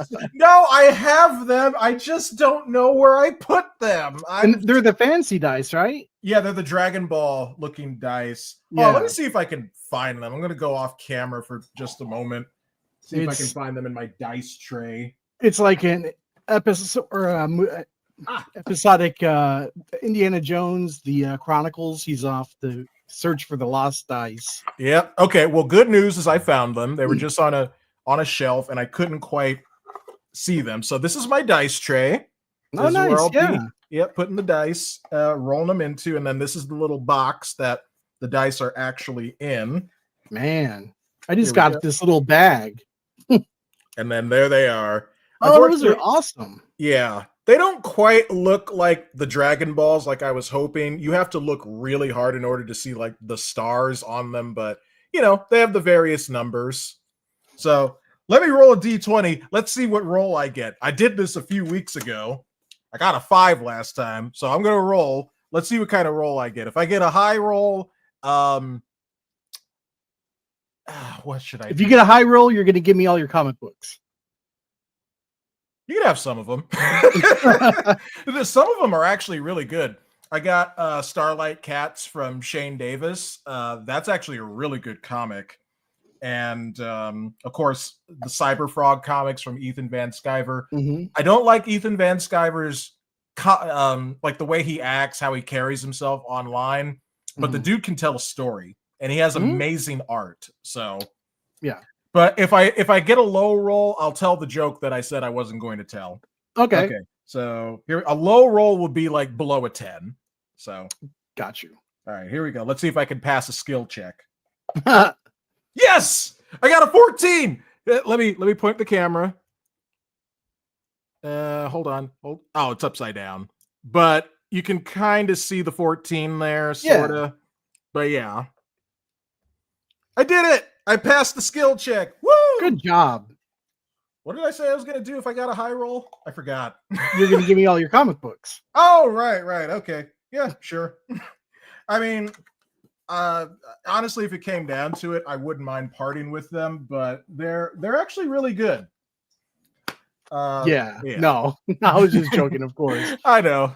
But when I was searching for dice, I found dice that you like put into a case and you charge them and they glow. Oh, dang. Yeah. And I was like, well, that might be cool for like an in-person game, but like I have no use for like all of that awesomeness right now. Yeah, like you only probably have like a single camera, and you'd have to have like a dual camera kind of setup. Yeah. In order to do this. It'd just be kind of a lot of trouble to go through just to be like, hey, I've got glowing dice. Yeah, I know. And then what happens if the dice, the battery dies in the middle of the game and you're like, oh no. Yeah, because D&D games can stretch out for a while. So I think there's like the longest one is like 40 years, like 40. It's still going on. Well, first of all, holy crap. And second of all, I just meant like sessions. Yeah, like single sessions. Yeah. Geez. So 40 years from tomorrow, we'll be sitting here. All right, guys. Oh my God. I would be like 79. Also, we could be robots by then. This is true. We could have our consciousness transferred into robots, or we just augment our bodies so that we don't need a heart anymore. We could, hey, in 40 years, we could probably do this all in virtual reality, and we could actually like be the characters ourselves. That's kind of like that episode of Futurama where they put on like the VR goggles and they went into the internet. That was cool. And my favorite line from Fry is like, I thought the internet was just about sharing pornography. And then the professor says, actually, that's still true. And then the science program that they were watching turns into a porno. Futurama is one of the goats. You know, that is my favorite Western animated series. it just, in my mind, it just barely beats out Avatar: The Last Airbender, because that's a really good show too. Okay. Let's see. Tate says, I actually saw DC Comics in a display by the front door of the Dollar Tree I went in yesterday. First time I've seen comics on display like that in a store in a long time. Yeah, man. That's really cool. I can't even tell you the last time I went into a normal store and saw comic books. It's been a while. Like Walmart only sells trades. They don't sell individual issues. And it's been ages since I was in an actual comic book store. I think I was still, maybe I was 10 years old at the time. So yeah, we're going back some ages with that. The trade that I saw in Walmart, well, it was actually for a manga. I think it was for Jujutsu Kaisen. I forget how you pronounce that. I saw one for Dragon Ball. I think it was all of Dragon Ball, but I couldn't afford it at the time, so I didn't buy it. I really wish I would have, because I would love to read Dragon Ball. And sure. That's all I can remember right now. But yeah. So I guess you guys out in Cali, you don't have vintage stock stores, right? I wouldn't know. I wouldn't know if there are stores like that. They'd probably be in some of the bigger cities. My city, which I will not name, is not that big, but there's like some other cities not too far away from where I am, like Riverside, California, that are like, it's in the hundreds of thousands of people. Maybe there's stores like that, but around here, I couldn't tell you.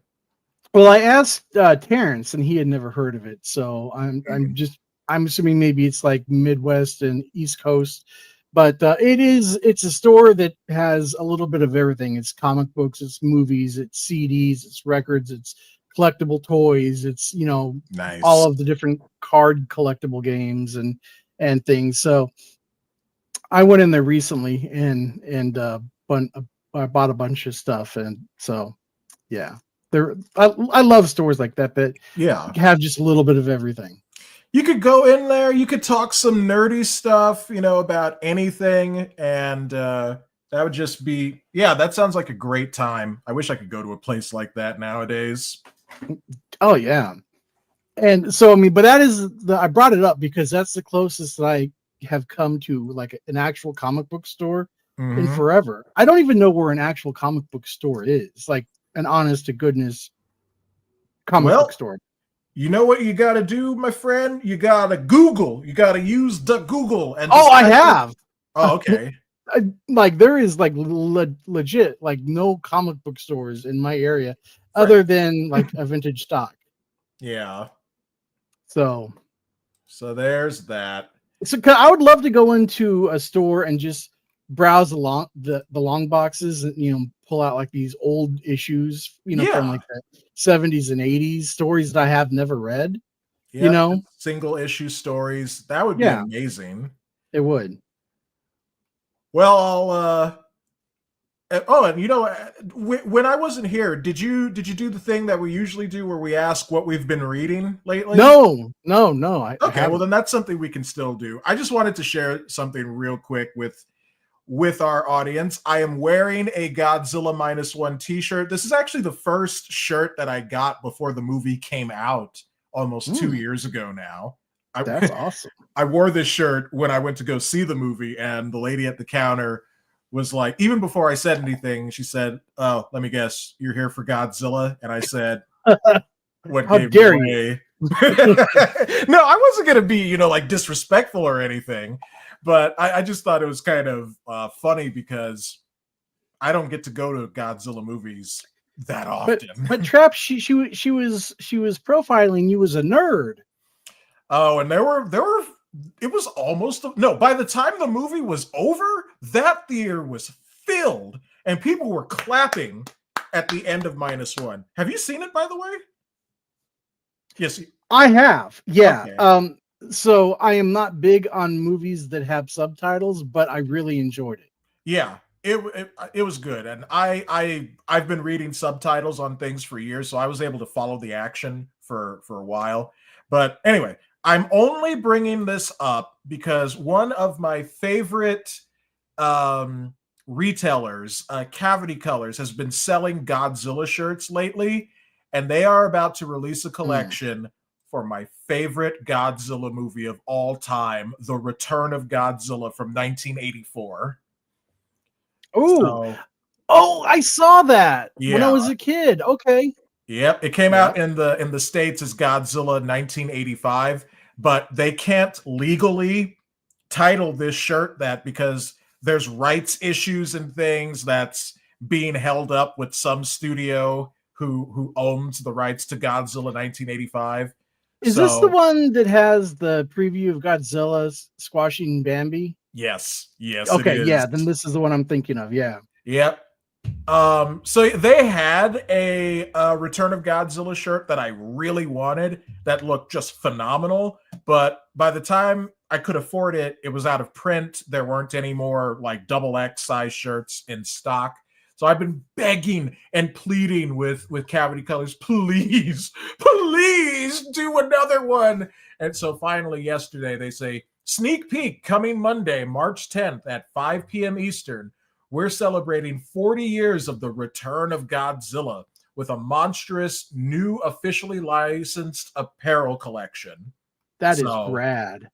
If you wouldn't mind, like, shoot me that link, and because yeah, you got it, man. Yeah, that shirt looks amazing. So yeah, it's not for sale yet. It's going to be in 3 days from now. Oh, I'm not logged into Discord. Well, let me go ahead and do that. Look at you, man. Oh, I know you're messing up all over the place. It's almost like I was sort of telling the truth when I said I had no clothes. No, not really. But I was like, man, this is like not on camera. He must not have any clothes. It must be laundry day. No, but I just feel like I wasn't prepared for today, and I'm deeply apologetic. Oh, it's okay. But yeah, I sent you the link. I am never prepared. Well, there you go. We're just doing a lot of cell phones today. but yeah, so there's the link to that. The Cavity Colors website, I'll put that link in the chat as well. They don't just do Godzilla, by the way. They do a lot of I almost exited out of StreamYard. They do a lot of different like horror properties as well. Everything from like Friday the 13th. They're doing something with the Dark Crystal. So it's not even just horror. It's just like fantasy and a lot of stuff. Awesome. I mean, fantasy is a genre that we really need to get back into, if theatrical and on TV shows as well. I'm gonna put the link in the chat. Sorry, go ahead. No, I was just saying, like fantasy is just a genre. It's so huge and encompassing, and Hollywood just refuses to do it, except for superheroes.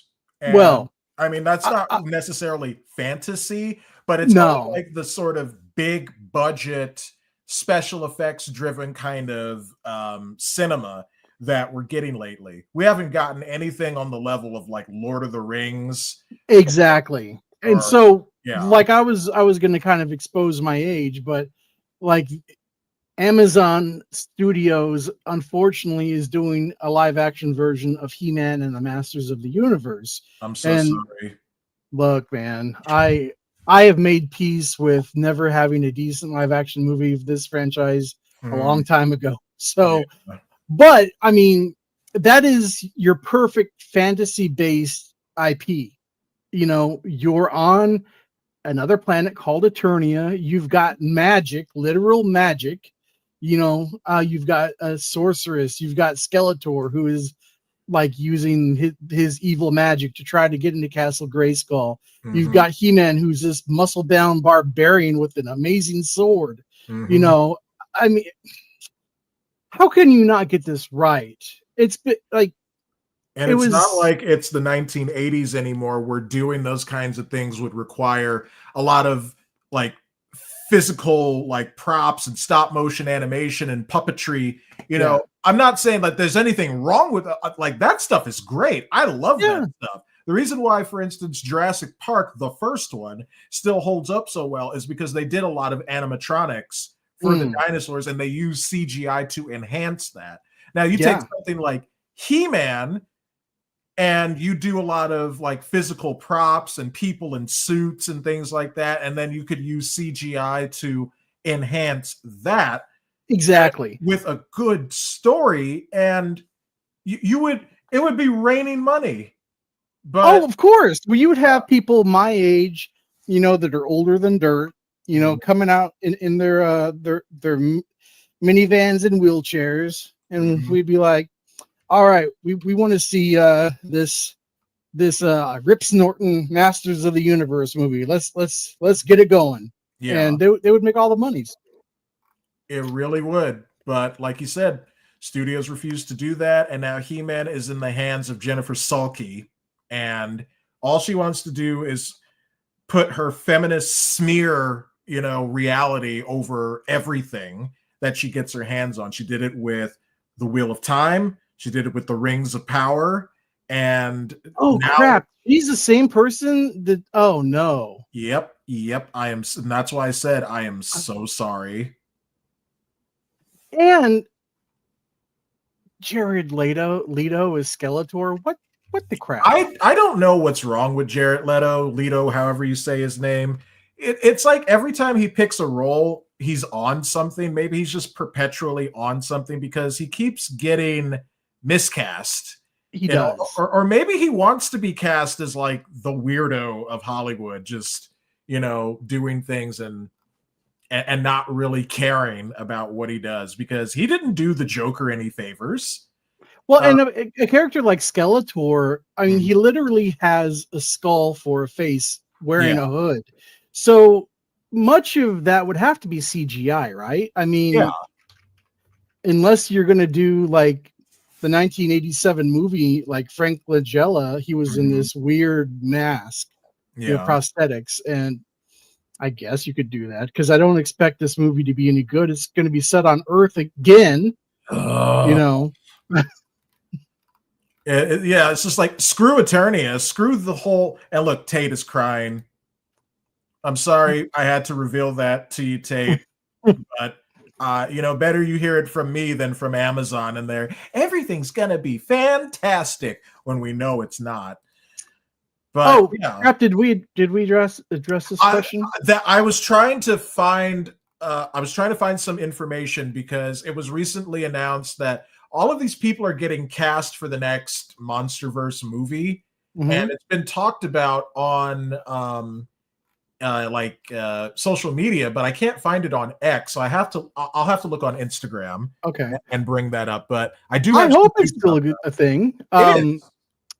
I don't remember the name of the last movie. It's Godzilla X Kong, the new and it was an awful movie. Awful? Yeah, and I say this as someone who has the movie. Right. This is not a good movie. But you know what? Godzilla movie, you get this. You get -1. You're ridiculous. Look how big that is. This is the special edition Japanese version too. Of course it is. I got from the official Godzilla website. You need help. You need a 12-step program for your Godzilla obsession. That's why I posted to my friends. I was like, guys, you have to take control of my bank account, because I need to pay down my credit card debt and I need to start saving money. But then this gets announced, the Godzilla, Return of Godzilla apparel. And I'm just like, please, for the love of God, take. Oh, I understand. I have expensive habits too. I mean, this is something go ahead. that I was modding last night, but like, I see all of like the guitar pictures that you're posting on Instagram, and I'm just like, that is so awesome. But I know that costs you a lot of money, because it costs my older brother a lot of money too. He's got a lot of guitars in both like his bedroom, and they're sitting out in the living room as well here. And that's what I've got sitting here on my huge rack. I've got 1, 2, 3, 4 guitars and 1 bass guitar. So a total of 5. And one of my guitars is over at the recording studio. So I've got a few. Yeah, just a few. Do you have anything like amplifiers and other equipment to go along with your guitars? For the over at the recording studio we do, but for me, I have a program that I purchased called THU. It's all VST based. Right. So they actually sampled the tone. I mean, these things sound like the legit amps. Like the Eddie Van Halen back in the day did an amp with PV called 5150. Okay, and it was that Van Halen tone from the 90s on. Okay, right. So this digital amp literally sounds like I've played through a 5150, a full 5150 before. It sounds almost identical to it. So yeah, the technology is there. But yeah, for doing at the studio, yeah, we have amps and stuff. But for my home studio here, amps are going to be too loud. This is all things that I can just wear headphones for while I'm recording and call it good. That's good. Well, yeah, you know your stuff. You know what you need, both at home and at the recording studio. So, but I also got this in the from Amazon. Sorry, it disappeared for a second, but it's oh no, Shaun is glitching out. There's a glitch in the Matrix. No. So it's an Akai MPK Plus keyboard, which is MIDI. Yeah. So that allows me to basically use any type of keyboard sound. By the way, I'm glad I brought this up because I'm writing us a theme song.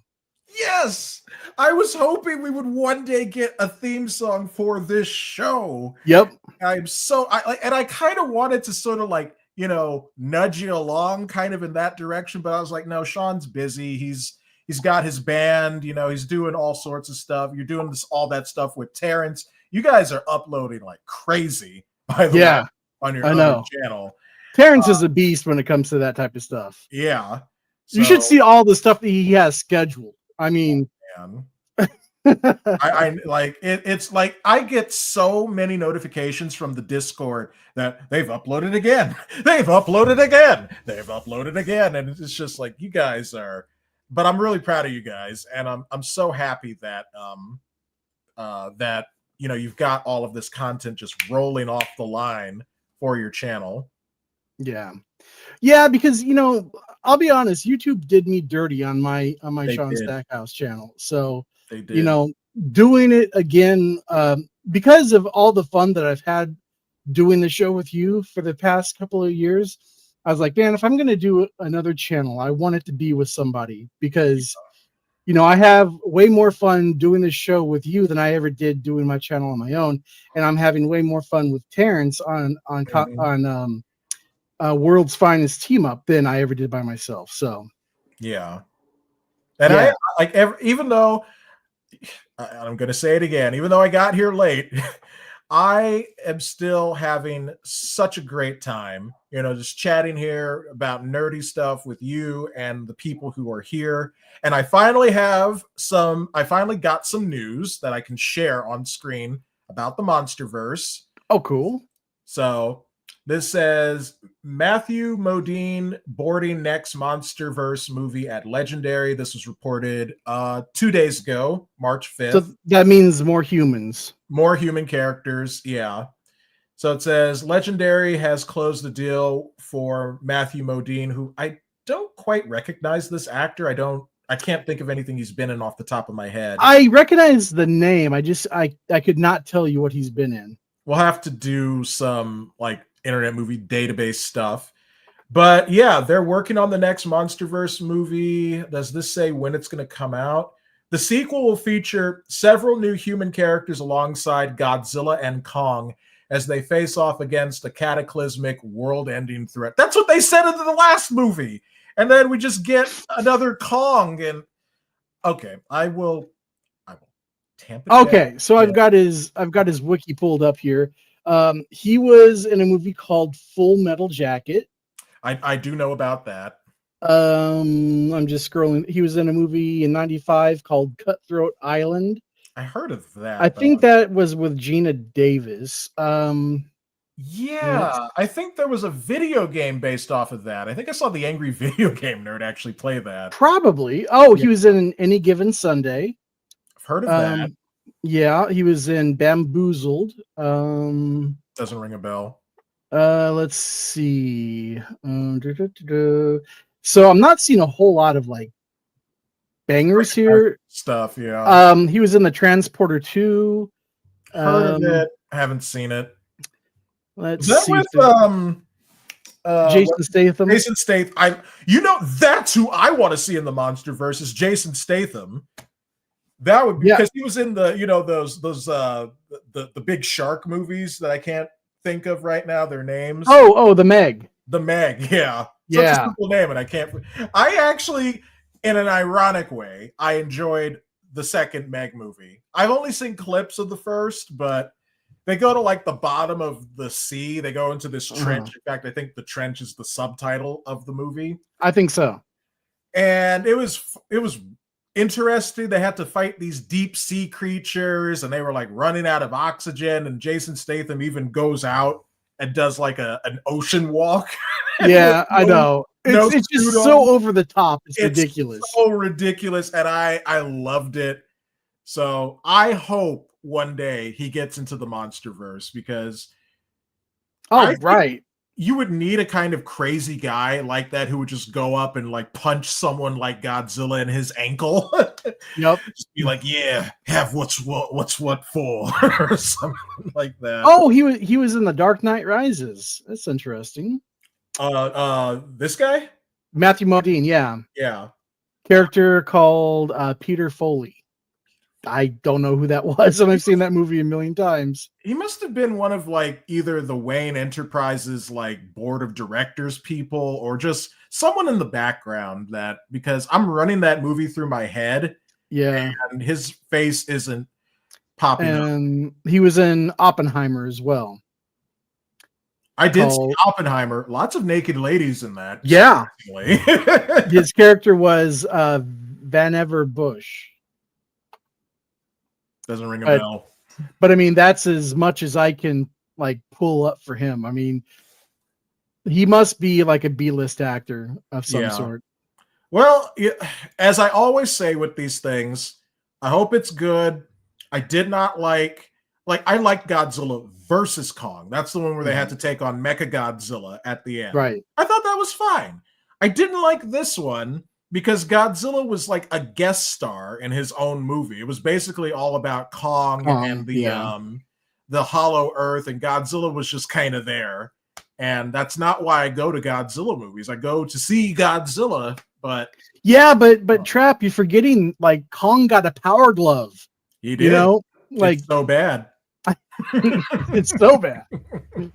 He's like, all right, Nintendo. Boop, boop, boop, boop, boop. I know he basically had to use a cheat code because he can't fight Godzilla. He can't just take him on like one-on-one. He tried and he got folded in the last movie. He was gonna die, in fact, if they hadn't like restarted his heart.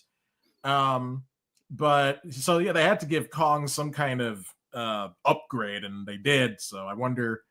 And the sad thing is with those movies, the toys spoil the surprise. Because with Godzilla versus Kong, they revealed Mechagodzilla, the toy, like 2 years before the movie came out. Someone leaked it.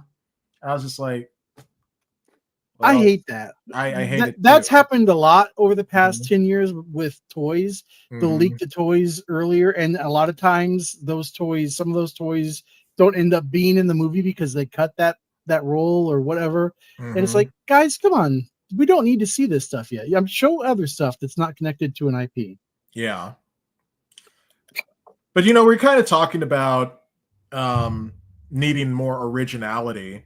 And I really do hope that in the years to come, now that there's been more of a cultural shift across so many things, I hope we get some new things and those things get support. Because as much as I love things like Star Wars and Godzilla and even Sonic, I love the third Sonic movie, but dude, I saw that recently. It was good. Yes, I'm so glad you finally saw it. It's so good, and I think it's going to be out on physical media this month or next month. I don't know. I forget which. But as much as I love seeing stuff like that, Sonic is 30 years old.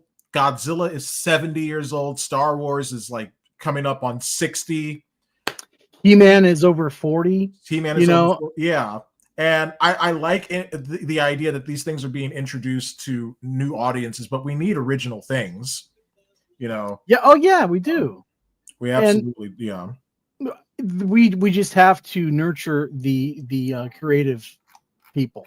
Yeah, that's why I give so much praise to the Common America guys with their comic, because Common America, I think, is only about 5 years old at this point, the series. Yeah, it's not very old at all. No, but it has so much success that the creators can do things now, like they can make toys. You know, this is the toy of Common America. I want that. Maybe they'll do another campaign for it, but I think what they're going to start doing is they're going to release a new character from the Common Core with every new comic book project. I think that's what they start doing. I wonder if they have any extras left, because I'd be like, dude, do you have? I will buy it from you. Come on. Yeah, I haven't taken this thing out of the box yet. That is so cool. It is. It absolutely is. So, like you said, we got to nurture things like this, these new creative things, especially when it's good. You know, there's things where it's just like, you know, that was okay, but when something is genuinely good, I think we as nerds have a responsibility to try and get the word out about it as much as possible. We need to support these up and coming IPs and properties, because that's how all of these things started. They all started with a dream. Yeah. You know, no matter how big the IP is, it was a dream of somebody's at one point, until somebody saw the potential. They're like, okay, we see that you have potential. Let me back you with some money and see what happens. But you know, let's start out small. Let's not go all in like $200-300 million budgets. Things can. And I bring up Godzilla again. -1 was made for a budget of less than $10 million. I know, and it looks amazing. It does. There's some shots in there, like the tanks when they were firing. Sure. Well, you know, but still, overall, the movie was so impressive. The actors did an incredible job. And it just shows that you do not need like the budget of a small country to make a good movie. No, you don't. It all starts with the story, and that's what needs to be worked on first. I agree. So, I agree. Yeah. So, as far as what I've been reading, I've been trying to read up on Green Lantern, because I've always liked Green Lantern, but I've not been a big reader.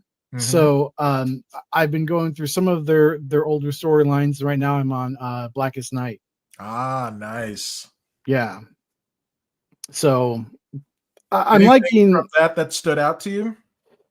I'm not far enough into it right now to have anything like really stand out yet, but I've heard things about the storyline for years, so it's one of the legendary storylines. Yeah, I need to read Blackest Night at some point too. Yeah, because Dani was saying that they are pulling from a specific comic book art for this Lantern show. Nice. It has the Lanterns powered down on Earth in this comic book, so. I need to send her a message and be like, hey, what issue is that? I want to read that. Yeah. So you can see like where they're drawing from. And I hope the Lanterns, this is going to be a series, or is it going to be a movie? Series. It's going to be a series. HBO so Max. I will sign up for HBO Max for that, because I have I'm not as big of a Green Lantern fan as say I'm a fan of Superman, but you know, because of Justice League and Justice League Unlimited, I have more of an idea of who the Green Lantern Corps are and their importance to the universe. So yeah, and like I mentioned when she was here, it could be a lot like Men in Black, which was kind of grounded, but it was just like it's on Earth and you're dealing with like these sort of galactic threats and interests. and things like that. And the Men in Black series also, tackled that as well. Oh yeah, that was a great animated series. So let me ask you a question. Sure. You were a fan of Teen Titans, right? Yeah. Okay. How do you feel about the announcement of Starfire being an animated series, but not part of the DCU? It's going to be Elseworlds. It could have potential. If it's made with earnestness and wanting to capture the character and all of the things that make Starfire so captivating and interesting, then Right. it could be good. And we've got a bot on Twitch. Hold on, I gotta Oh, I just saw it. Yeah. Yep, just a moment, folks. Oh, we've had him for a little bit. Oh, dang. Yeah, and I was not here to take care of that. But I shall take care of it now. Bleep. Okay. And gone. So yeah, I just like I always say, I hope it's good, but I would like to see eventually I would like to see the DCU, grow at the steady pace that the MCU did for a while up until Endgame, where Sure. it was like, can't miss it. Maybe not quite as interested in it, but I'll see it and I'll see how it kind of fits into the greater tapestry of what is being woven here. And yeah, I just I hope it's good. But yeah, Derpy. Hey Derpy, welcome. I mean, it being Elseworlds doesn't bother me that much. So Okay. See, it kind of bothers me because I like Starfire, but I mean, so if they are going to do this alleged Teen Titan movie in the DCU, I can understand how this series would be Elseworld. I just want to see a proper Starfire. Like, I'm a fan of the Titans live action TV series. Mm-hmm. I'm fine with the actress that was cast as Starfire, but I want to see a comic book accurate, orange skinned, like orangish reddish hair, Starfire on and screen. the actress who does that could be whatever American. She could be whatever, just as long as they get the orange skin down, correct. I mean, they made Zoe Saldana green. They made her green, and her character was one of the most beloved characters from Guardians of the Galaxy. That's what I'm saying. Yeah, it's all about the characters. I'll be right back. I just need to see to my mom, and sure. then I'll talk about what I've been reading, and then I guess maybe we can start wrapping up a bit. Okay. Derpy says, shout out to the middle schooler that hacked the DC YouTube channel. Dude, we were talking about that earlier. So that means that DC has lost all of their numbers, like all of the amazing numbers that the Superman trailer had, gone. So I hope they have receipts for, it being the highest performing Warner Brothers and DC trailer of all time. Because now that you can't prove it, you're going to have the Snyder Bros and Marvel fans coming saying it never happened. It never got that amount of trailer views. It was a bad trailer, blah, blah, blah, blah, blah. So yeah. And this is on Google. This isn't on DC because this happened because of Google's failed security policies or whatever. But wow. Derpy says, hear me out. Nico Parker as Starfire. Let me look this person up. Oh.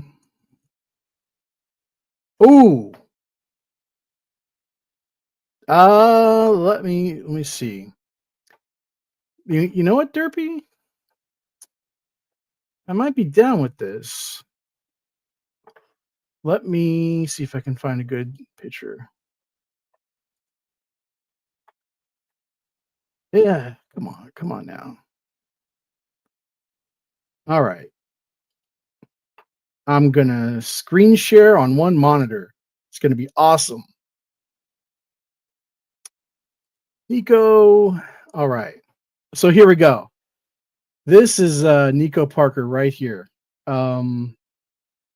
Yeah. Let's go over here. Does this change? No, it didn't change. Let's try this one more time. I'm used to multiple screens, so forgive me. Let's see here. Screen share.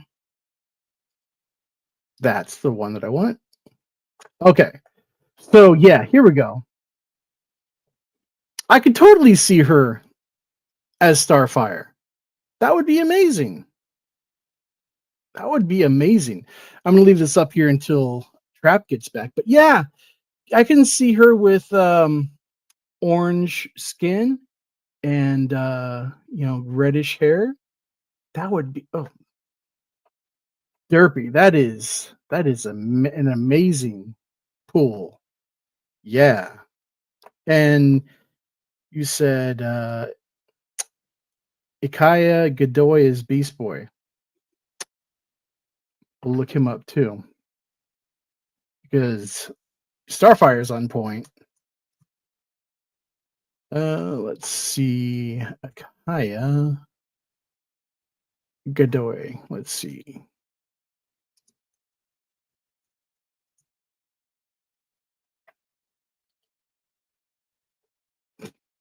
It asks me if I meant Gal Gadot. No, I did not. Okay, yep. That works. That works too. But man, her as Starfire, wow. Let's see. Nico Parker, one of his youngest global brand ambassadors, 19-year-old British actress. Dumbo, reminiscence, words. The Third Day. Okay. Yeah, that is a great pick. That is a great pick. But yeah, I really so I'm not a huge Teen Titans fan because that came on a little after Damian Wayne, Gordon. Oh, you're fan casting Damian Wayne? Man. See, I don't even want Damian Wayne to be in the continuity, but what can I do?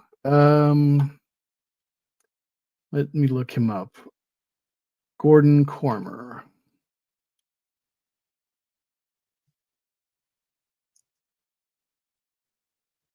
Okay, Gordon Cormer.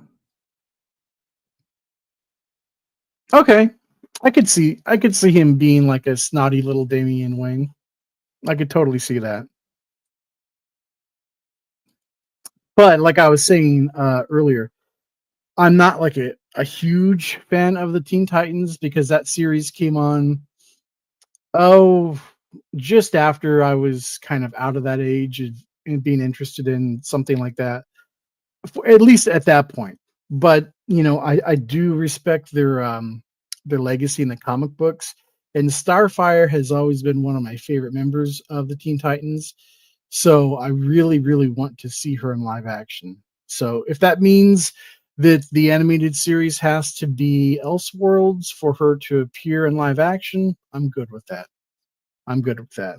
But yeah, this actress, I'm back. I'm down with that.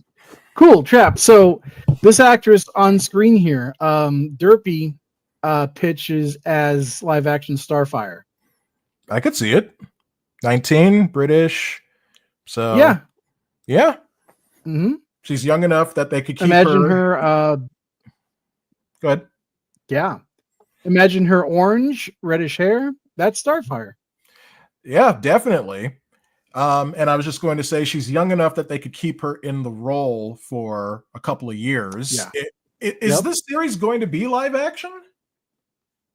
What is? The Starfire no. This is for the Teen Titans movie. Okay.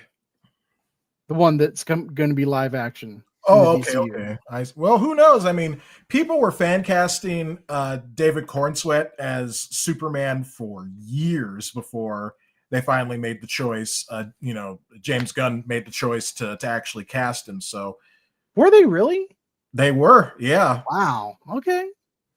That's and crazy. people were just like, he looks like Cavill, just keep Cavill. And then the person who was doing the fan casting was like, so what you're saying is he looks like Superman, and they should cast someone who looks like Superman. And I was like, that's pretty solid reasoning right there. He really doesn't look like Cavill. Terrence brought up a good point. He looks more like Golden Age Superman than facial wise than Cavill does. His face is kind of a bit more like square, I should say. There is something very I almost want to say boyish kind of about David. So I just want the movie to be good. I hope James Gunn made a good casting choice. I hope he knocked the story out of the park. I've enjoyed what he's done with Guardians of the Galaxy. So I do not want Superman to be Guardians of the Galaxy. I want it to be Superman. So dang, Trap, we still have 40 viewers. I know. What are you guys doing? Why aren't you watching Amaranth or something? You know what? I think I know what happened. It's because DC used their YouTube channels down, so everybody's coming over to us. Woo! So happy to hear it. Thank you guys. We appreciate you so much. Yes. And now, there it is. I will show what I've been reading. This probably won't be that big of a surprise if anyone's been watching the show for the past while, but I've been reading more of Usagi Yojimbo. And there's a current mystery going on in this part of the story that I'm in. And they're trying to see, who is... they're trying to assassinate the Shogun, because this story takes place during the time that the shogunate had power over Japan, and the emperor was more of like a figurehead. Okay. So, there's a conspiracy going on to replace the current shogun, and it would just lead to more all-out war in this, fictionalized Japanese society. So, very, very good comic, an American comic. So if you like, I was going to say cyborgs because I saw what Derpy read. No, there's no cyborgs in maybe there is in Space Usagi, which that's an actual comic too. If you like Japanese culture and you like samurai and just historical things as well, but anthropomorphized with animals. Like if you like Teenage Mutant Ninja Turtles and you kind of want to see more people like Splinter, then you're going to love Usagi. And you're going to have a lot to read because the series has been going on as long as the Teenage Mutant Ninja Turtles have been around. That's so crazy because I remember Usagi being in the original Turtles cartoon, having the Usagi action figure, the Turtles. So yeah. So I highly recommend it's crazy. Reading that. I think I'm on like volume 15, 16, I think. And Tate here says, I have 2 huge collected volumes of Usagi. Nice. Sweet. Yep, Tate knows what's up. That's what time it is. I love Usagi, always have. Yeah, I gotta get an Usagi figure. I think NECA, N-E-C-A. I said that, not anything else. Right. I think they have an Usagi figure that they made because they've made toys based on like just about every era of TMNT except for the new one by Seth Rogen. Ugh. We will not acknowledge that ever again. No. And again, I say, ugh. But yeah, they've done stuff for like the Mirage verse TMNT, the original ones. They've done the 87 cartoon. They've done the 90s movies. They've done pretty much everything. So yeah, I gotta check to see if they have an Usagi figure as well. They probably do. I'm sure there is an Usagi figure out there in modern day, like Earth. Yeah, Worst case scenario, you could always invest in a 3D printer and just make your own. this is true. And I know someone who does 3D printing. Me too. You can do a lot of awesome things with those things. Nice. I need to get it.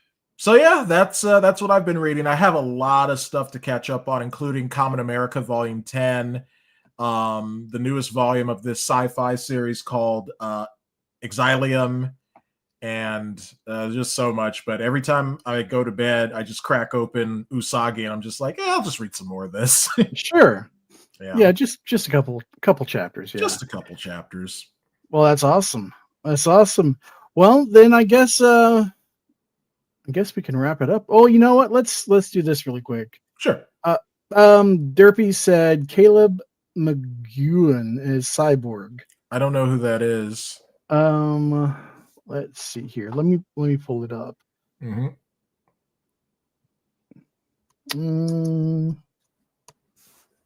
McEwen. And then Derpy says, I seriously don't want Alan Richardson as Batman, which is funny because he was the first like live action Aquaman. Right. He was Aquaman in Smallville. So I don't know. I think a lot of people were kind of stuck on Ben Affleck as Batman, which I kind of came around to later on. But as for anyone else playing Batman, I'd have to see how they are in the role. Yeah. As long as they didn't cast Jesse Eisenberg. If they did that, then I'd be like, no, what's wrong with you? Okay, Caleb McEwen. Okay. All right, I see. Let me pull up a photo of him here. Google is not wanting to cooperate. Just 1 second. 9. Oh, okay. It's the dude from Stranger Things. Yeah, Derpy even mentioned that. And also, hello, Miss Scarlett. Thank you for being here. We're about to wrap up, but remember to be here tomorrow for the Dungeons and Dragons stream. Yeah, that'd be fun. See, unfortunately, I'm just working with one monitor now. Yeah, on this iMac, so it's all right. It's one of those things. When I do put my new desk together, I'll have another monitor again. But sweet. I want to get a 4K monitor this year. Ooh, that would be awesome. Yeah, my computer can output to 4K, but I don't have a 4K monitor. So yeah. First thing sorry, go ahead. I was just gonna say that would totally enhance your gaming. Oh, absolutely, yeah. Miss Scarlett says, I'm sorry I missed tonight. It's all right. I'm just happy that you're here. I was late. I got here like 40 minutes late. So yeah, I had to fill in and do the entire thing, and I'm only getting the same salary. So which is like peanuts. Right. Yeah. No, it's all good. But yeah, man, I mean, okay, now 39, but we've been on for 2 hours and 22 minutes, and we have 39 eyeballs watching us, or 39 pairs of eyeballs. Yep, that is still now 40 again. That is crazy. Yeah. And it's coming from X. That's where the majority of people are watching. Oh, okay. Yeah, that's what I see. It's like 34 people from X, and then my YouTube has 3. Your YouTube has 1. There's a comics and culture YouTube channel. Okay. Yeah, it says comics and culture. So it says 1, or maybe that's your YouTube channel, because I see like 1 and 1 there. Where do you see where it shows the eyeball figure on the screen? Mm-hmm. Oh, yeah. Yeah, hover your mouse over that, and it says live viewers. A window will pop down, and it'll say like X, and then my YouTube, and your YouTube, and my Twitch. Oh, interesting. Very interesting. Comics and culture doesn't even have an X, so but we do have something up here configured with X. So, oh, that's cool. I thought like you were streaming out to X as well. Oh, I am. So yeah, that's where the additional footage is coming from. Cool. Well, good for me forgetting that I did that. So that's good for us. An unexpected win. Yeah. And 42 people. Very cool. Well, thank you guys. I appreciate you being here. We both do. And so if you're new to us, we do this monthly. And some people say we should do more, but we want to keep it fun. Yeah, it's hard to get this going, like even as is. Right. And I think trying to do this as like a weekly show would, first of all, that would drive me crazy because pop culture in of itself kind of drives me crazy. But I love the nerdy stuff, and that's why I'm here. And we have great discussions about the things where our interests sort of overlap, and even the things where they don't necessarily. We can still have a good conversation about it. Sure. So yeah, like if we did it weekly, I just feel like this wouldn't be fun anymore, like you were kind of saying. I guess maybe our thing is like if we could keep it sort of like on a sense of consistency, like we do it at this time each month, so people would know like this is when we're going to do the show. But things come up, like today, so it's not always possible. So we just appreciate when people are here. So and we did try to do it like a couple of times a month, at what but it was just hard, like getting our schedules to mesh up. And there are a lot of YouTubers out there that do the daily grind, and you can see it really wearing on them. Like Culture Casino for instance. I love Culture Casino, and I have nothing but the utmost respect for him, but you can see the wear and tear on him of doing like his 6-minute daily shows which last an hour. And the bigger channels like Nerdrotic and Geeks and Gamers and all that stuff. I can't do what they do. No. And I don't have the attention span. There's that, and there's too many other things that I want to do. I want to make stuff. I want to make the culture essentially that we're talking about. So me too. That would be awesome. I'm pulling myself in multiple directions. So I'm just glad that we have this. I'm really grateful for that. Me too. Yeah. Okay, well, then we will be back next month, everybody. Thank you for joining us tonight. It's been a lot of fun. And be sure to go check out Dani's channel, Comics and Everything. Yes. She's very, very cool. And until next time, guys, take care. Bye-bye.